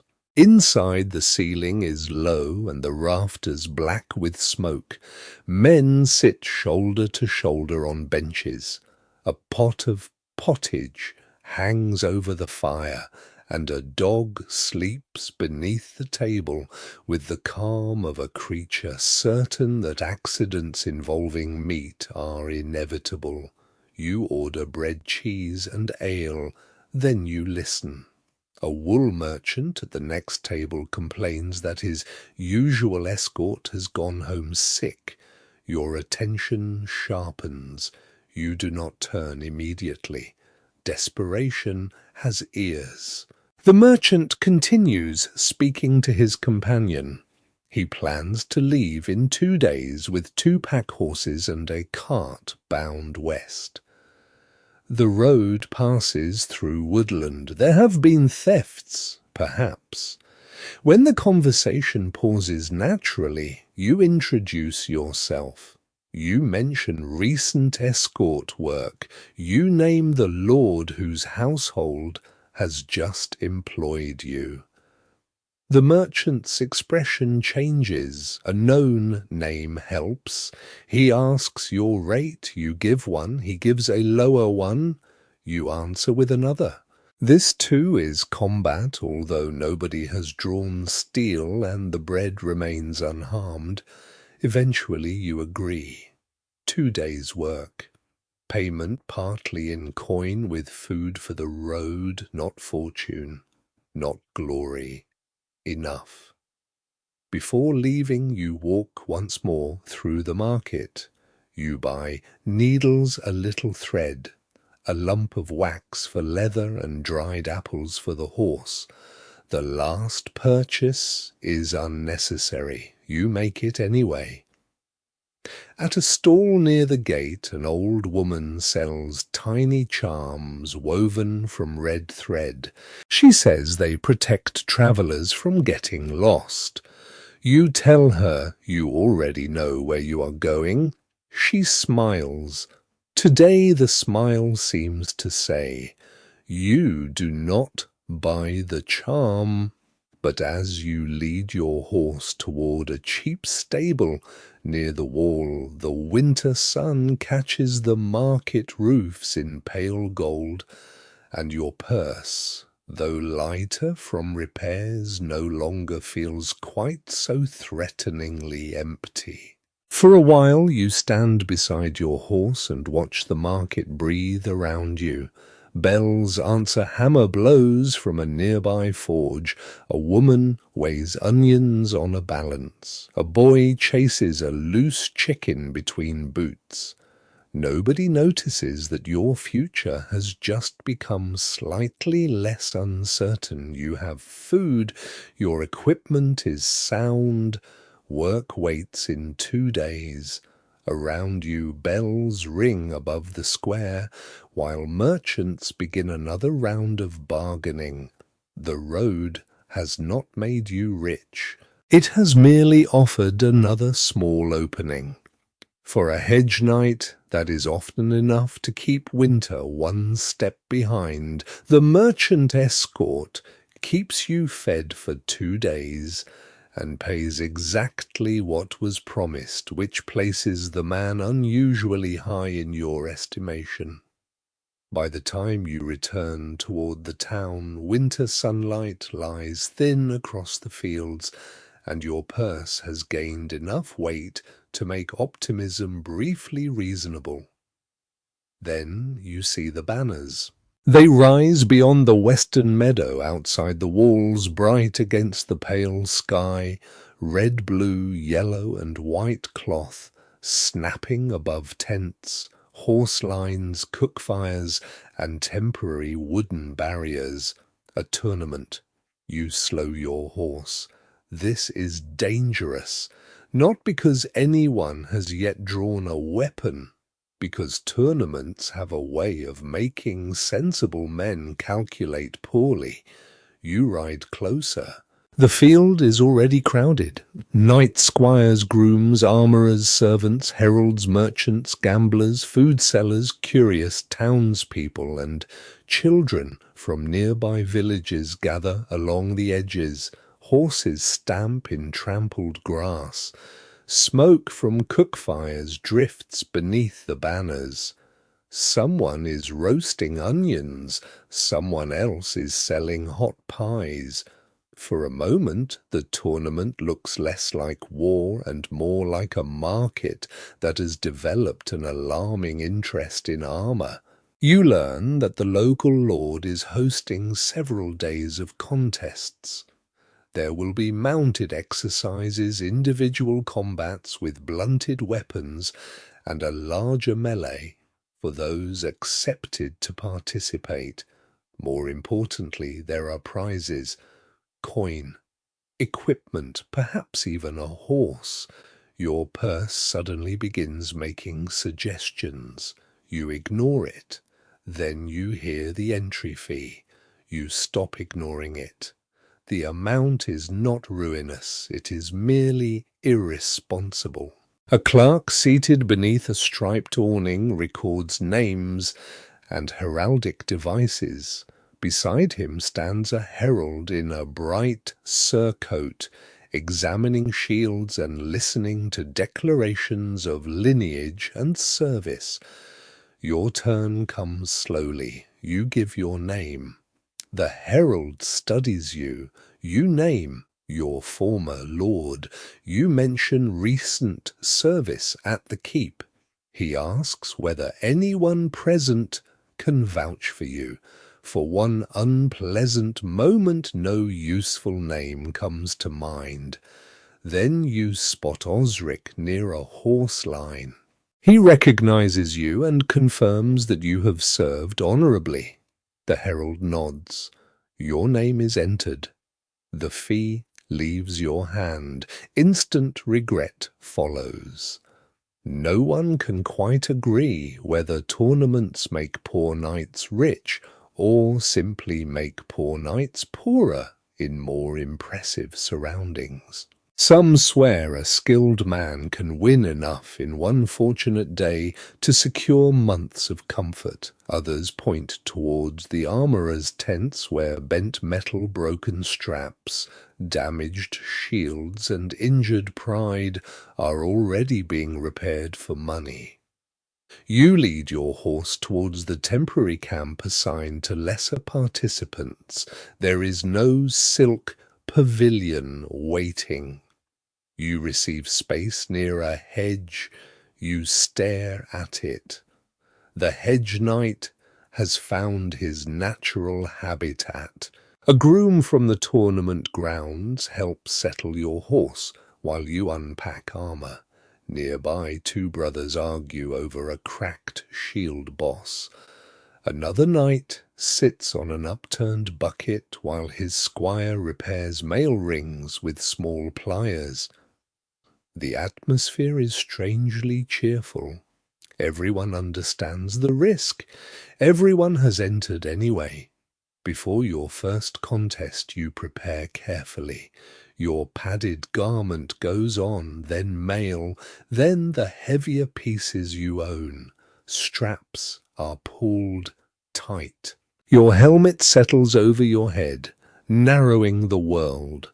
Breathing sounds louder inside it. The smell is leather, iron, sweat, and old oil. A small strip of cloth remains tied inside your gear, the same charm that once touched a saint's shrine. You notice it. You leave it there. Some knights carry relics or blessings into contests. Others attach favours from women, bits of ribbon, devotional medals, or small charms beneath armour. Some swear that St. George favours a courageous rider.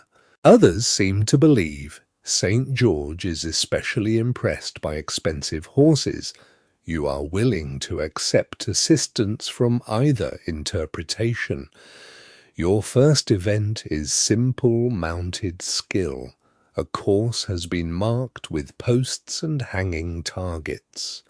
Riders must control their horses while striking or collecting objects at speed.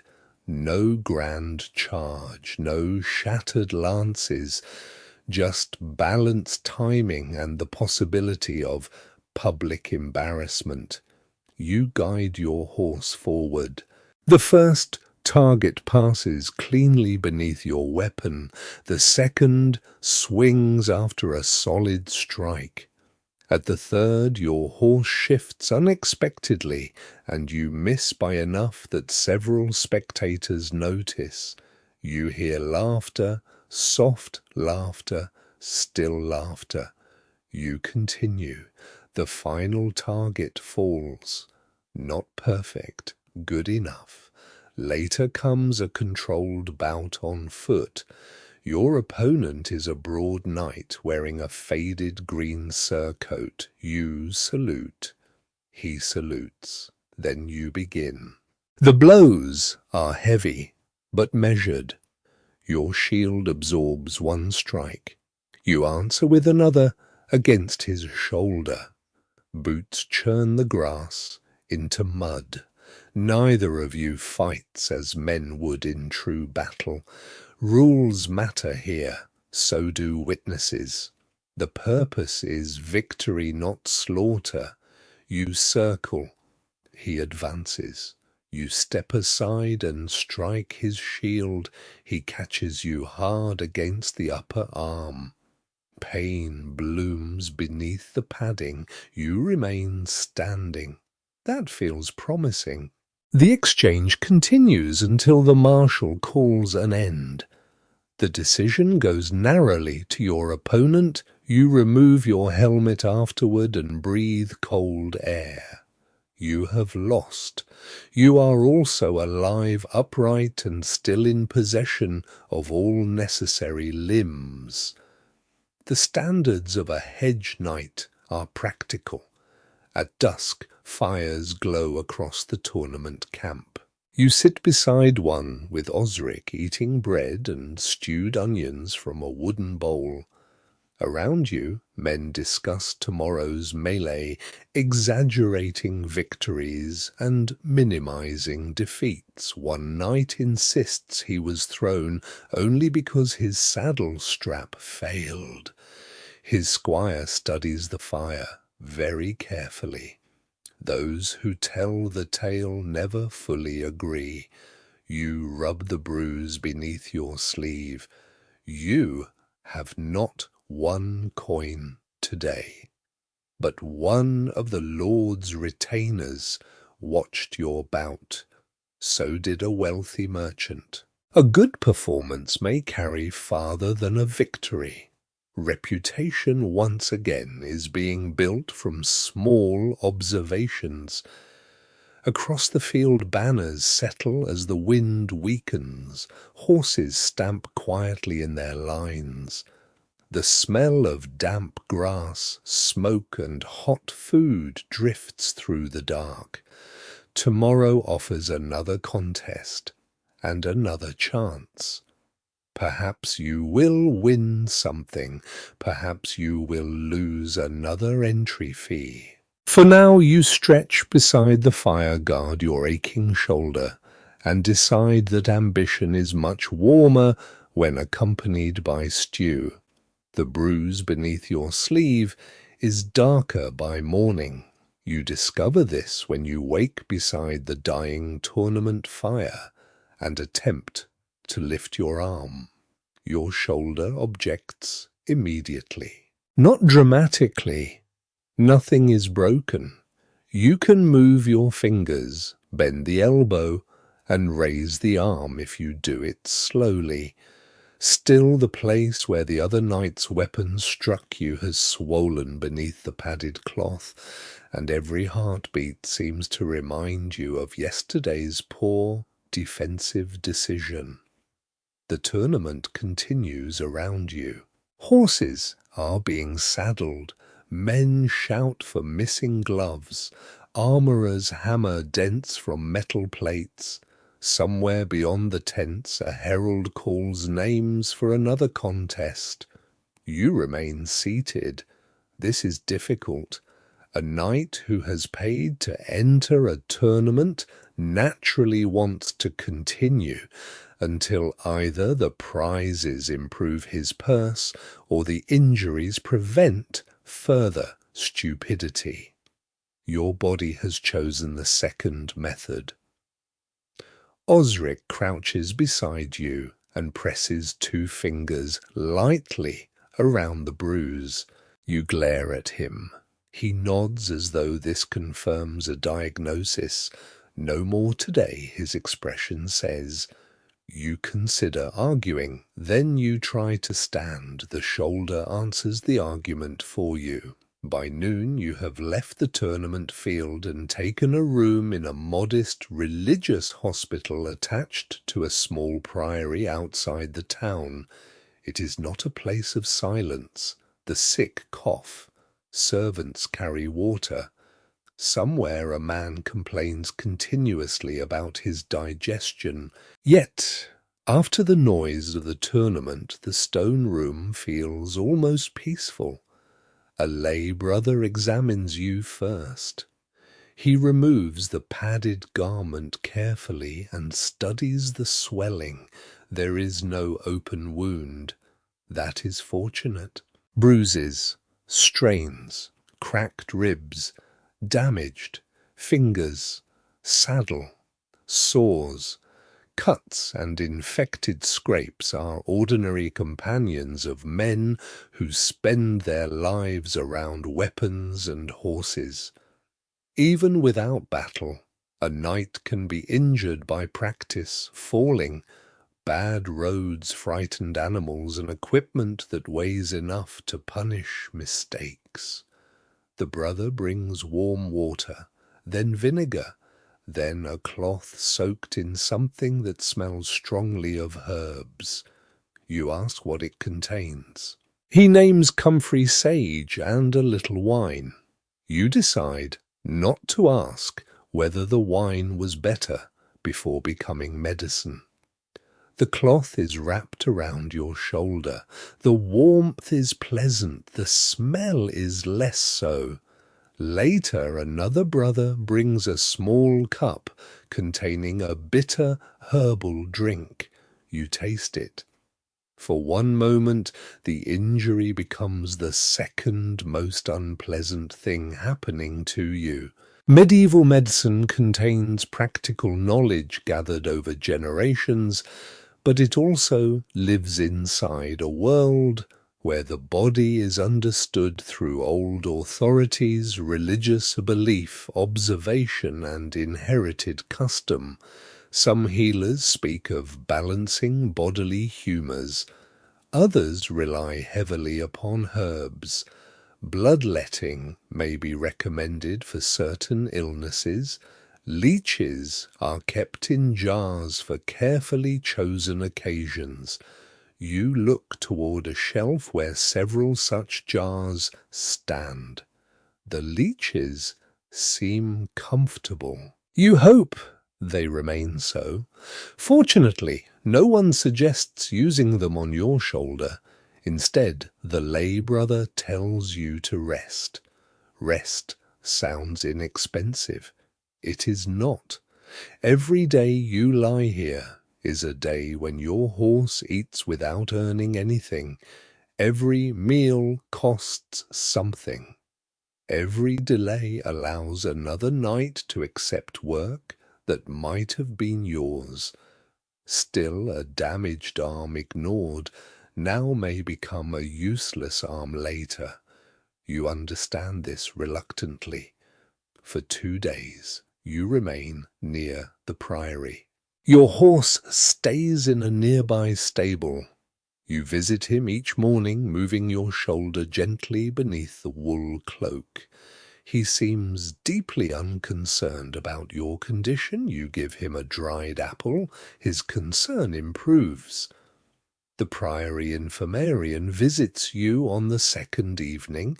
He is an older monk with narrow hands and ink stains on 2 fingers. suggesting he spends as much time with books as with patients. He presses the swelling.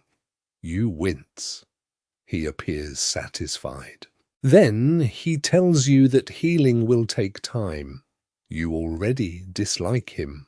He recommends warmth, rest, and another poultice.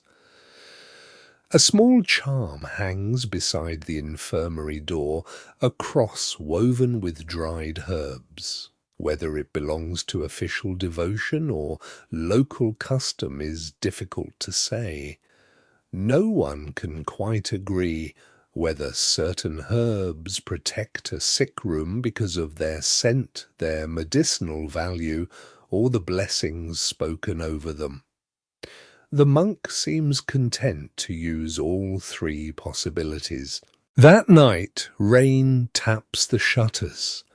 A beeswax candle burns beside your pallet. Its light reminds you of the monastery guest house, the keep, the inn, every temporary roof beneath which you have tried to remain respectable. You lie under a wool blanket and listen to footsteps moving beyond the door.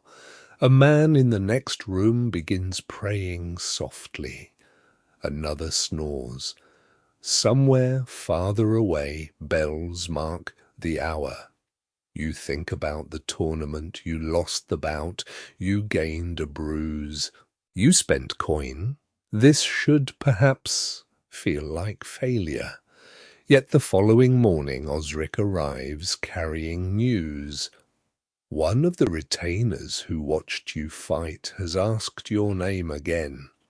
Not because you won, because you continued calmly after taking a hard strike and did not lose your temper when the decision went against you.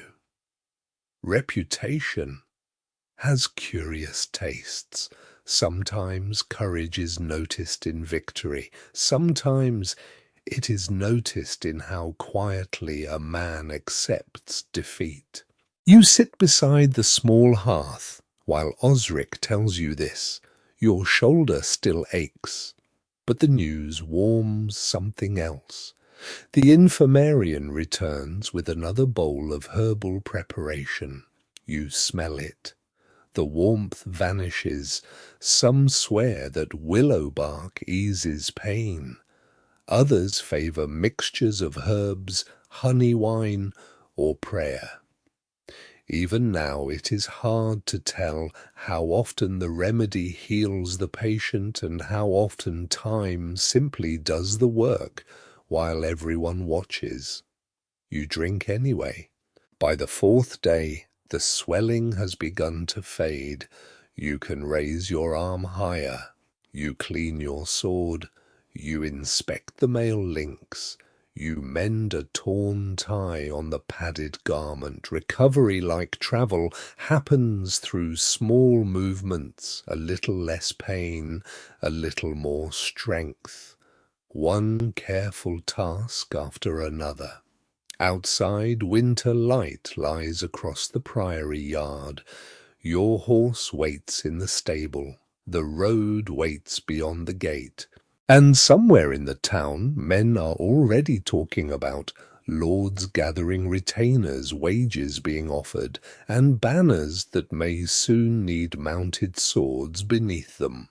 For now, though, you remain beside the hearth for one more evening. You let the herbs do whatever they are capable of doing. You let the candle burn lower. And you allow yourself the rare luxury of healing before the road asks you to become useful again.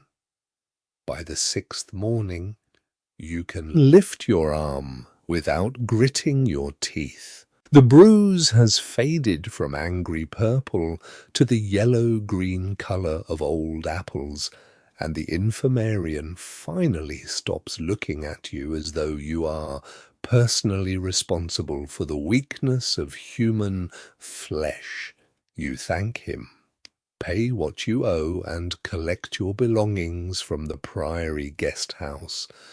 Your horse greets you warmly. This may be affection, it may be the dried apple in your hand. You choose the kinder interpretation. The road outside the priory is hard with frost, but the sky has cleared. Pale sunlight lies along the hedges, and the church bells behind you sound crisp in the cold air. You have barely reached the town gate when the first rumour finds you. A lord to the north is gathering men, not for escort duty, not for a tournament, for war. The word passes between merchants, stable boys, servants, and men who know someone whose cousin has supposedly seen a sealed letter.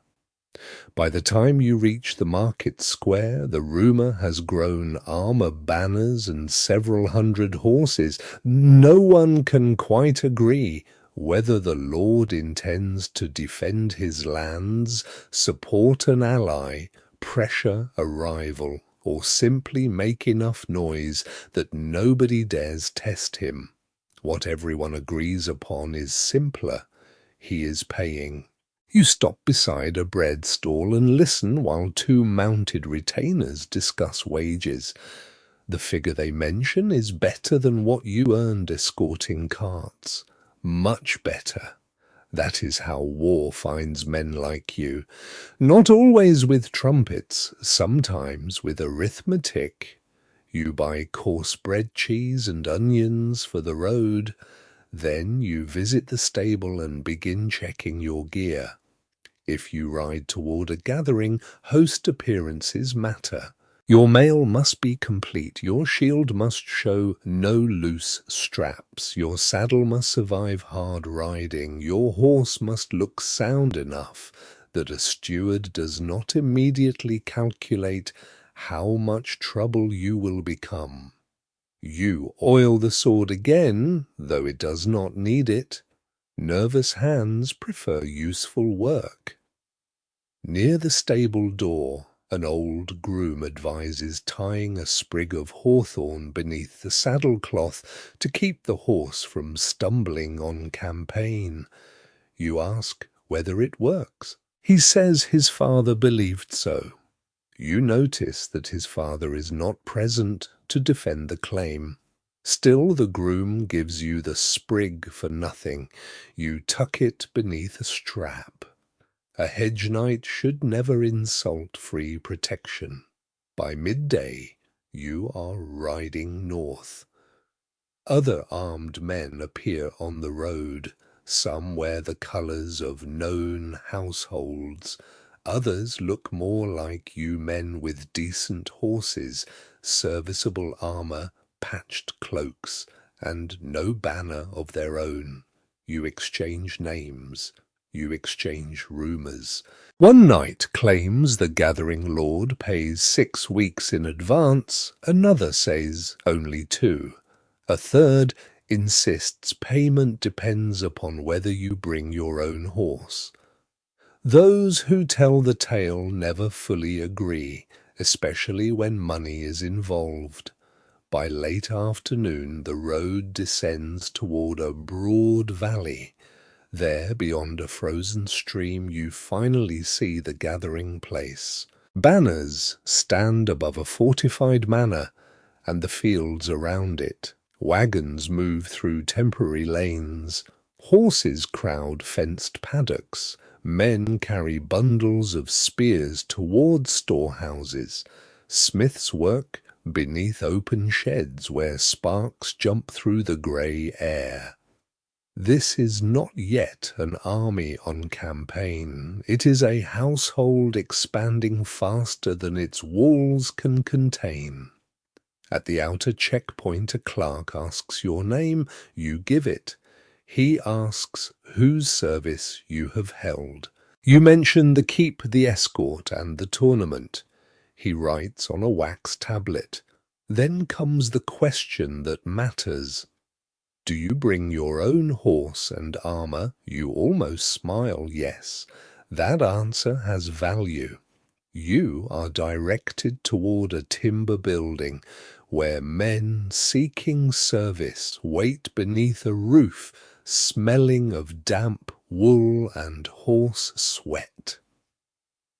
A steward eventually receives you. He asks what service you expect. Mounted duty. He names a wage. You name a higher one. He looks at your repaired cloak. You regret nothing. He points out that feed for your horse will be provided while you remain with the host. That changes the calculation. You ask whether lost equipment will be replaced. Not always. You ask whether a horse killed in service is compensated. Sometimes sounds much less charming when applied to your most valuable possession. The negotiation continues. Food, fodder, length of service, your share if lawful prizes or ransoms are taken. What happens if the host disbands early?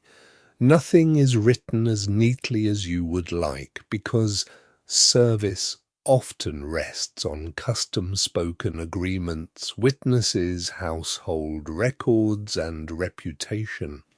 Eventually, the steward gives terms you can accept. You agree.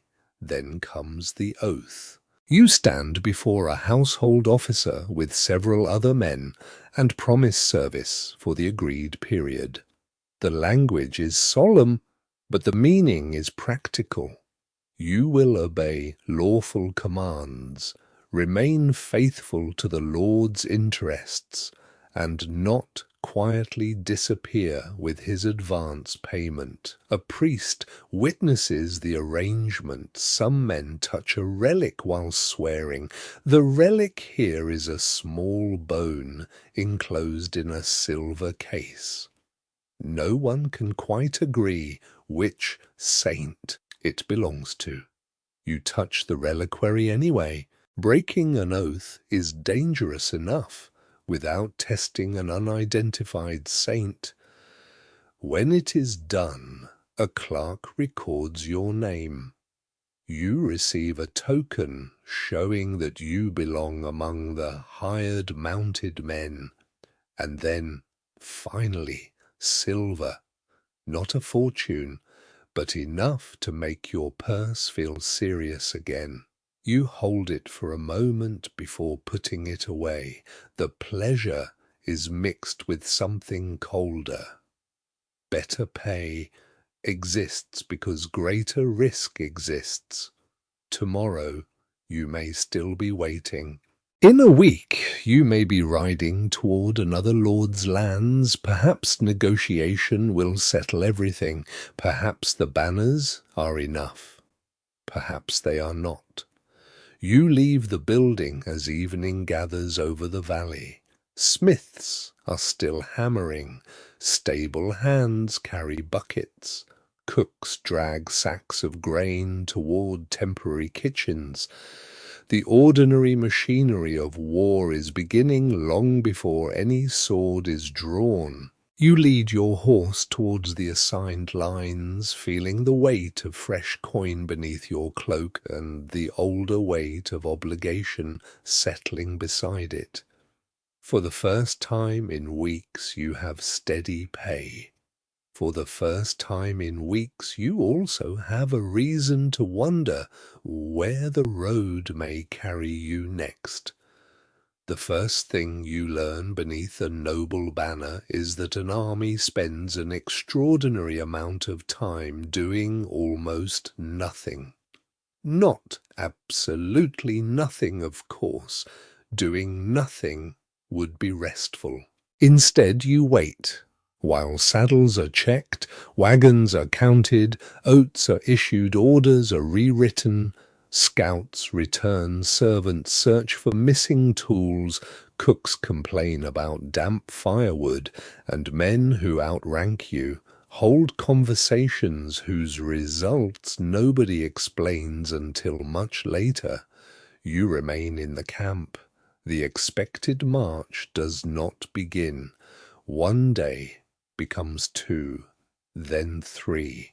Winter rain sweeps across the valley and turns the ground around the horse lines into brown paste.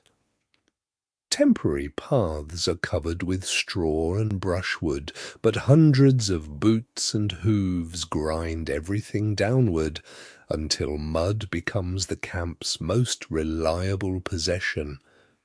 Your assigned shelter is a low canvas tent shared with 3 other mounted men. It leaks near one corner. Naturally, that corner is yours. At night, you arrange your wool blanket so the damp patch touches as little of you as possible. Your sword lies beside your pallet. Your cloak hangs from a wooden peg, never quite drying before you must wear it again. The half-burned candles of inns and castles seem luxurious now. Here you receive mostly rushlights and firelight. When darkness settles, watchfires appear across the camp one by one, each glowing beneath smoke that drifts low in the wet air. You sit beside one with Osric, who has somehow appeared in the same gathering host, and 2 men from a distant household whose names you learn on the first night and nearly forget on the second. Someone passes around coarse bread. Someone else has a pot of pottage thickened with peas. A strip of salted pork is divided with careful fairness. Your portion is small, you eat it slowly. Campaign food depends upon supply, and supply depends upon wagons, roads, weather, money, and the ability of officials to persuade hundreds of hungry people not to consume tomorrow's provisions tonight.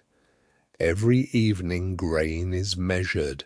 Every morning fodder disappears into horses. You begin to understand that commanders worry about oats almost as much as enemies, perhaps more. An enemy may be persuaded to go somewhere else. A horse cannot be persuaded to live on speeches. On the 4th night, your name appears on the watch roster. You pull on the fur-lined cloak you once envied on richer men and discover that your own repaired wool cloak must suffice. The wind immediately explores every seam. You take your position along the outer edge of camp with another knight and 2 men-at-arms. Beyond you lie dark fields, a line of bare trees, and somewhere in the distance a road disappearing north. The fire behind you shrinks. The stars appear briefly between clouds. You listen. Mostly you hear horses. A tether chain knocks against a post. Someone coughs inside a tent. A sentry farther down the line stamps his feet for warmth. Then there is a rustle beyond the ditch. Hands move toward weapons. You stare into the dark. Another rustle follows. The men beside you lean forward. A shape emerges from the hedge. A pig. It looks at you. You look at it. The pig continues toward the camp with the confidence of a creature that has correctly identified where food scraps are stored. The man-at-arms beside you whispers that this is the most determined enemy encountered so far. You let the pig pass. Some camps consider unusual animal behavior an omen. Birds flying in a certain direction, horses refusing water dogs, howling before dawn, even mice abandoning a storehouse can become material for worried interpretation. One soldier insists that a raven circling the command tent earlier means battle is close. Another says the raven was interested in kitchen refuse. No one can quite agree whether heaven sends warnings or whether hungry birds simply understand military catering. Near midnight, rain begins again. You stand beneath your hood while water gathers on your eyelashes. The hours lengthen. This is the side of warfare, rarely carved into tombs. Cold feet, wet gloves, a numb backside.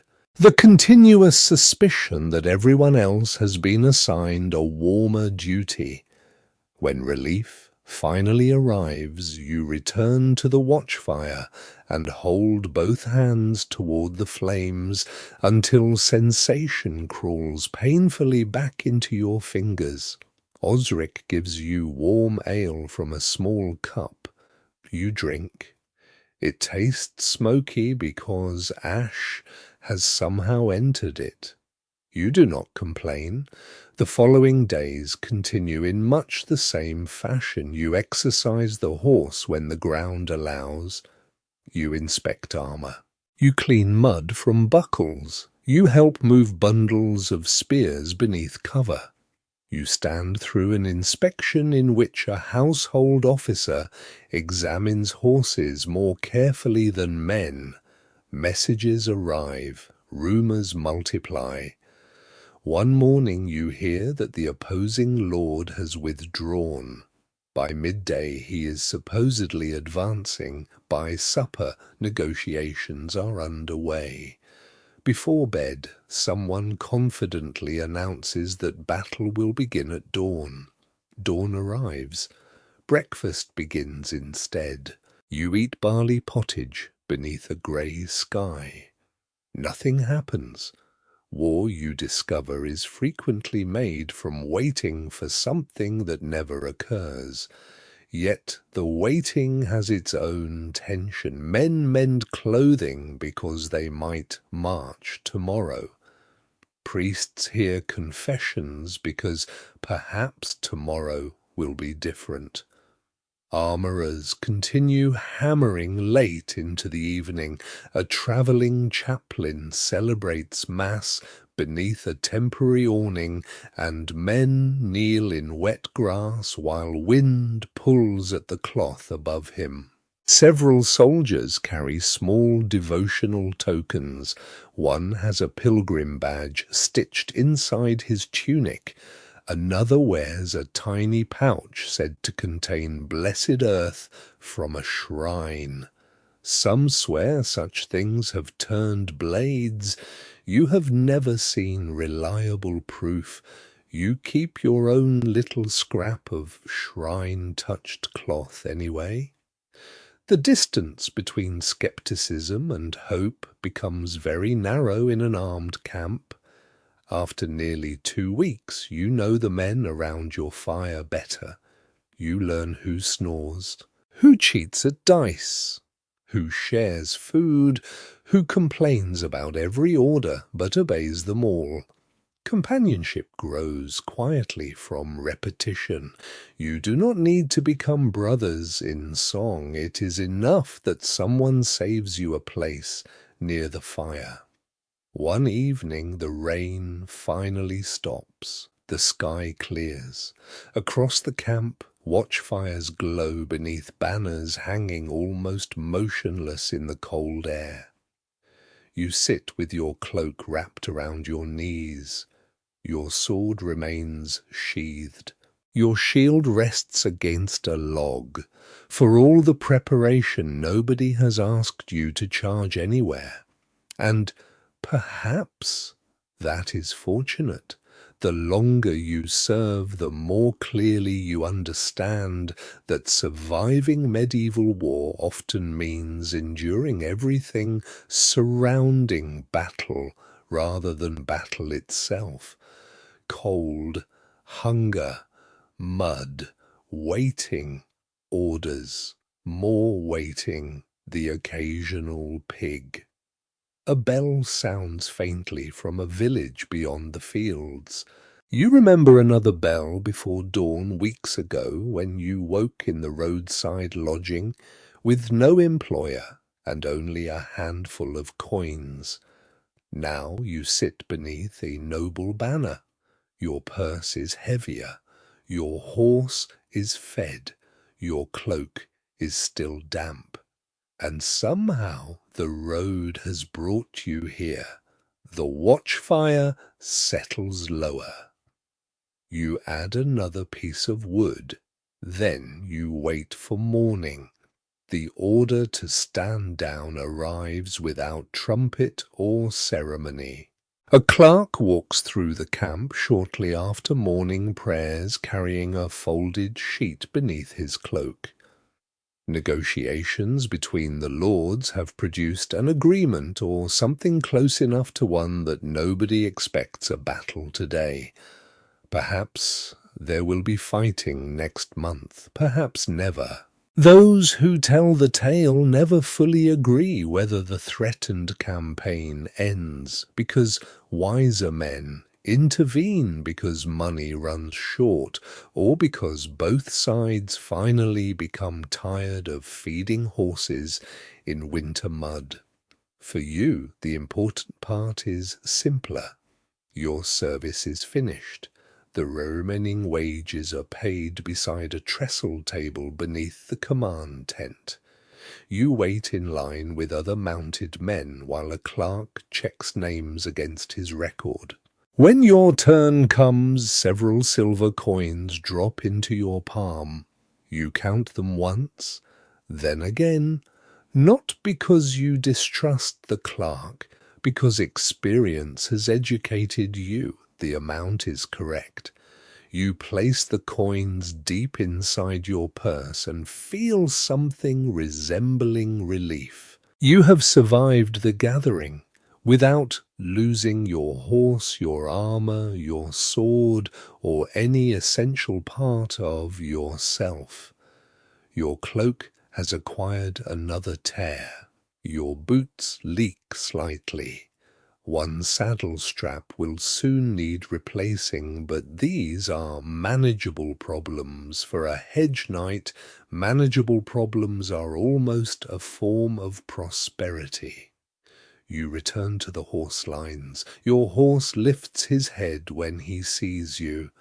There are no dried apples left, so his enthusiasm is restrained.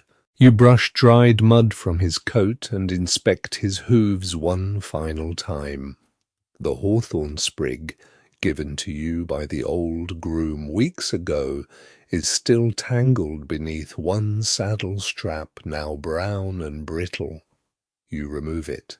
For a moment you consider throwing it into the mud. Instead, you slip it into your saddlebag beside the scrap of cloth that supposedly touched a saint's shrine. You do not know whether either charm has protected you. Perhaps your safety comes from careful riding, good equipment, cautious decisions, and fortune. Perhaps saints have been quietly helping. Perhaps the horse simply refuses to die because he knows you owe him another apple. No one can quite agree. You saddle him beneath a pale winter sky. Around you, the camp is already dissolving. Tents collapse, wagons are loaded. Men who have spent weeks sharing watchfires suddenly become travelers again. Osric finds you near the edge of the field. He is riding south. You are not certain where you are riding. You clasp forearms. There is no grand farewell. Men on the road learn that promises to meet again are easily made and rarely controlled. He rides away among 3 other retainers. Within minutes his cloak becomes another brown shape, moving between hedges. You mount. The noble banner behind you hangs limp in the cold morning. For several moments you remain still. You could return to the keep, where the steward first hired you. Perhaps there is more escort work there. You could ride toward the tournament towns, though your shoulder remembers that particular strategy.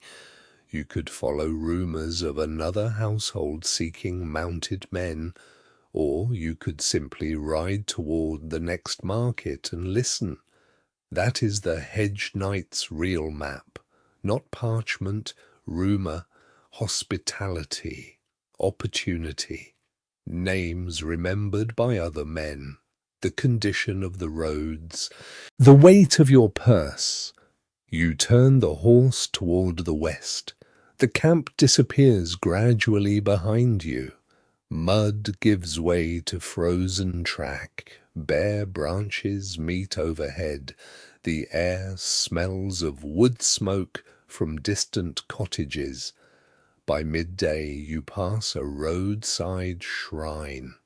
Someone has placed a fresh beeswax candle inside its little stone recess.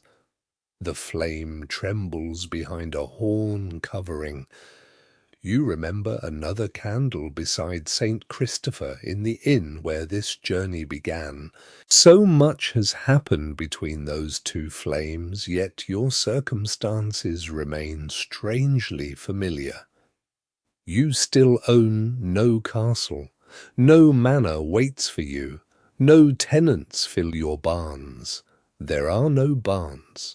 You own a horse armor, weapons, clothing, a few useful objects, 2 questionable charms, and enough silver to keep moving. You also possess something harder to count. People know your name now. A steward remembers that you completed an escort without trouble. Martin knows you can ride. Osric has seen you stand watch in winter rain. A tournament retainer remembers that you took a hard blow without losing your temper. Reputation travels slowly, but it travels. Toward evening, clouds gather. You find a familiar-looking road lined with hedges and wet fields. A dog trots from a farmhouse and follows your horse for several hundred paces. You tell it to go home. It continues following. You tell it again. It seems to regard your authority as theoretical. Eventually it stops beside a gate and watches you ride onward. Ahead, bells sound. A village lies somewhere beyond the trees. There may be an inn there. There may be a barn. There may be nothing except another fire shared with travellers beneath a roof of branches. You draw your cloak closer. The repaired hem brushes the horse's flank. Your hands are cold, but not unbearably so. Your stomach is empty, but you have money for supper. Your horse is tired, but sound. You are not wealthy. You are not famous. You are not the shining knight of painted romances. You are simply still on the road. And now the road begins to quiet. The last daylight softens over the fields, turning the frozen furrows grey and silver. Smoke rises slowly from distant cottages, almost straight into the evening air. Somewhere behind a wall, someone closes an oak door and slides an iron bar into place. The bells ring once more. You let the horse choose his easy walking pace. There is no reason to hurry. Soon you find a small roadside lodging with light beneath the shutters. A stable boy takes your reins. Inside a fire burns low beneath soot-black rafters, and an innkeeper gives you a bowl of warm pottage coarse bread and a cup of ale. You sit close to the hearth. Your gloves steam gently beside you. Your sword rests against the bench. A half-burned candle glows near the wall, and as the room grows quieter, the long road seems to loosen its hold on you. The mud can wait outside, the next steward can wait. The next bridge, the next market toll, the next uncertain gate, the next rumour of employment can all remain somewhere beyond tonight. You have reached another roof, another fire, another little island of warmth in a cold medieval world. Later you lie beneath a heavy wool blanket, while the last voices fade from the hall. The horse shifts softly in the stable beyond the wall. Wind touches the shutters gentle now, and somewhere far away a monastery bell carries through the darkness. You breathe slowly. Nothing is required of you. Not tonight. The sword can remain sheathed, the purse can remain closed, the road can disappear beneath frost and moonlight until morning. The fire settles deeper into its bed of red coals. The candle shrinks, the rafters vanish into shadow, and the wandering knight who owns no castle, no manor, and no permanent place in the world finally has, for these few quiet hours, everything he needs: a roof, a blanket, a sleeping horse, a little bread still warm inside him, and darkness gathering softly around the edges of the room. The bell sounds once more very far away, then even that fades.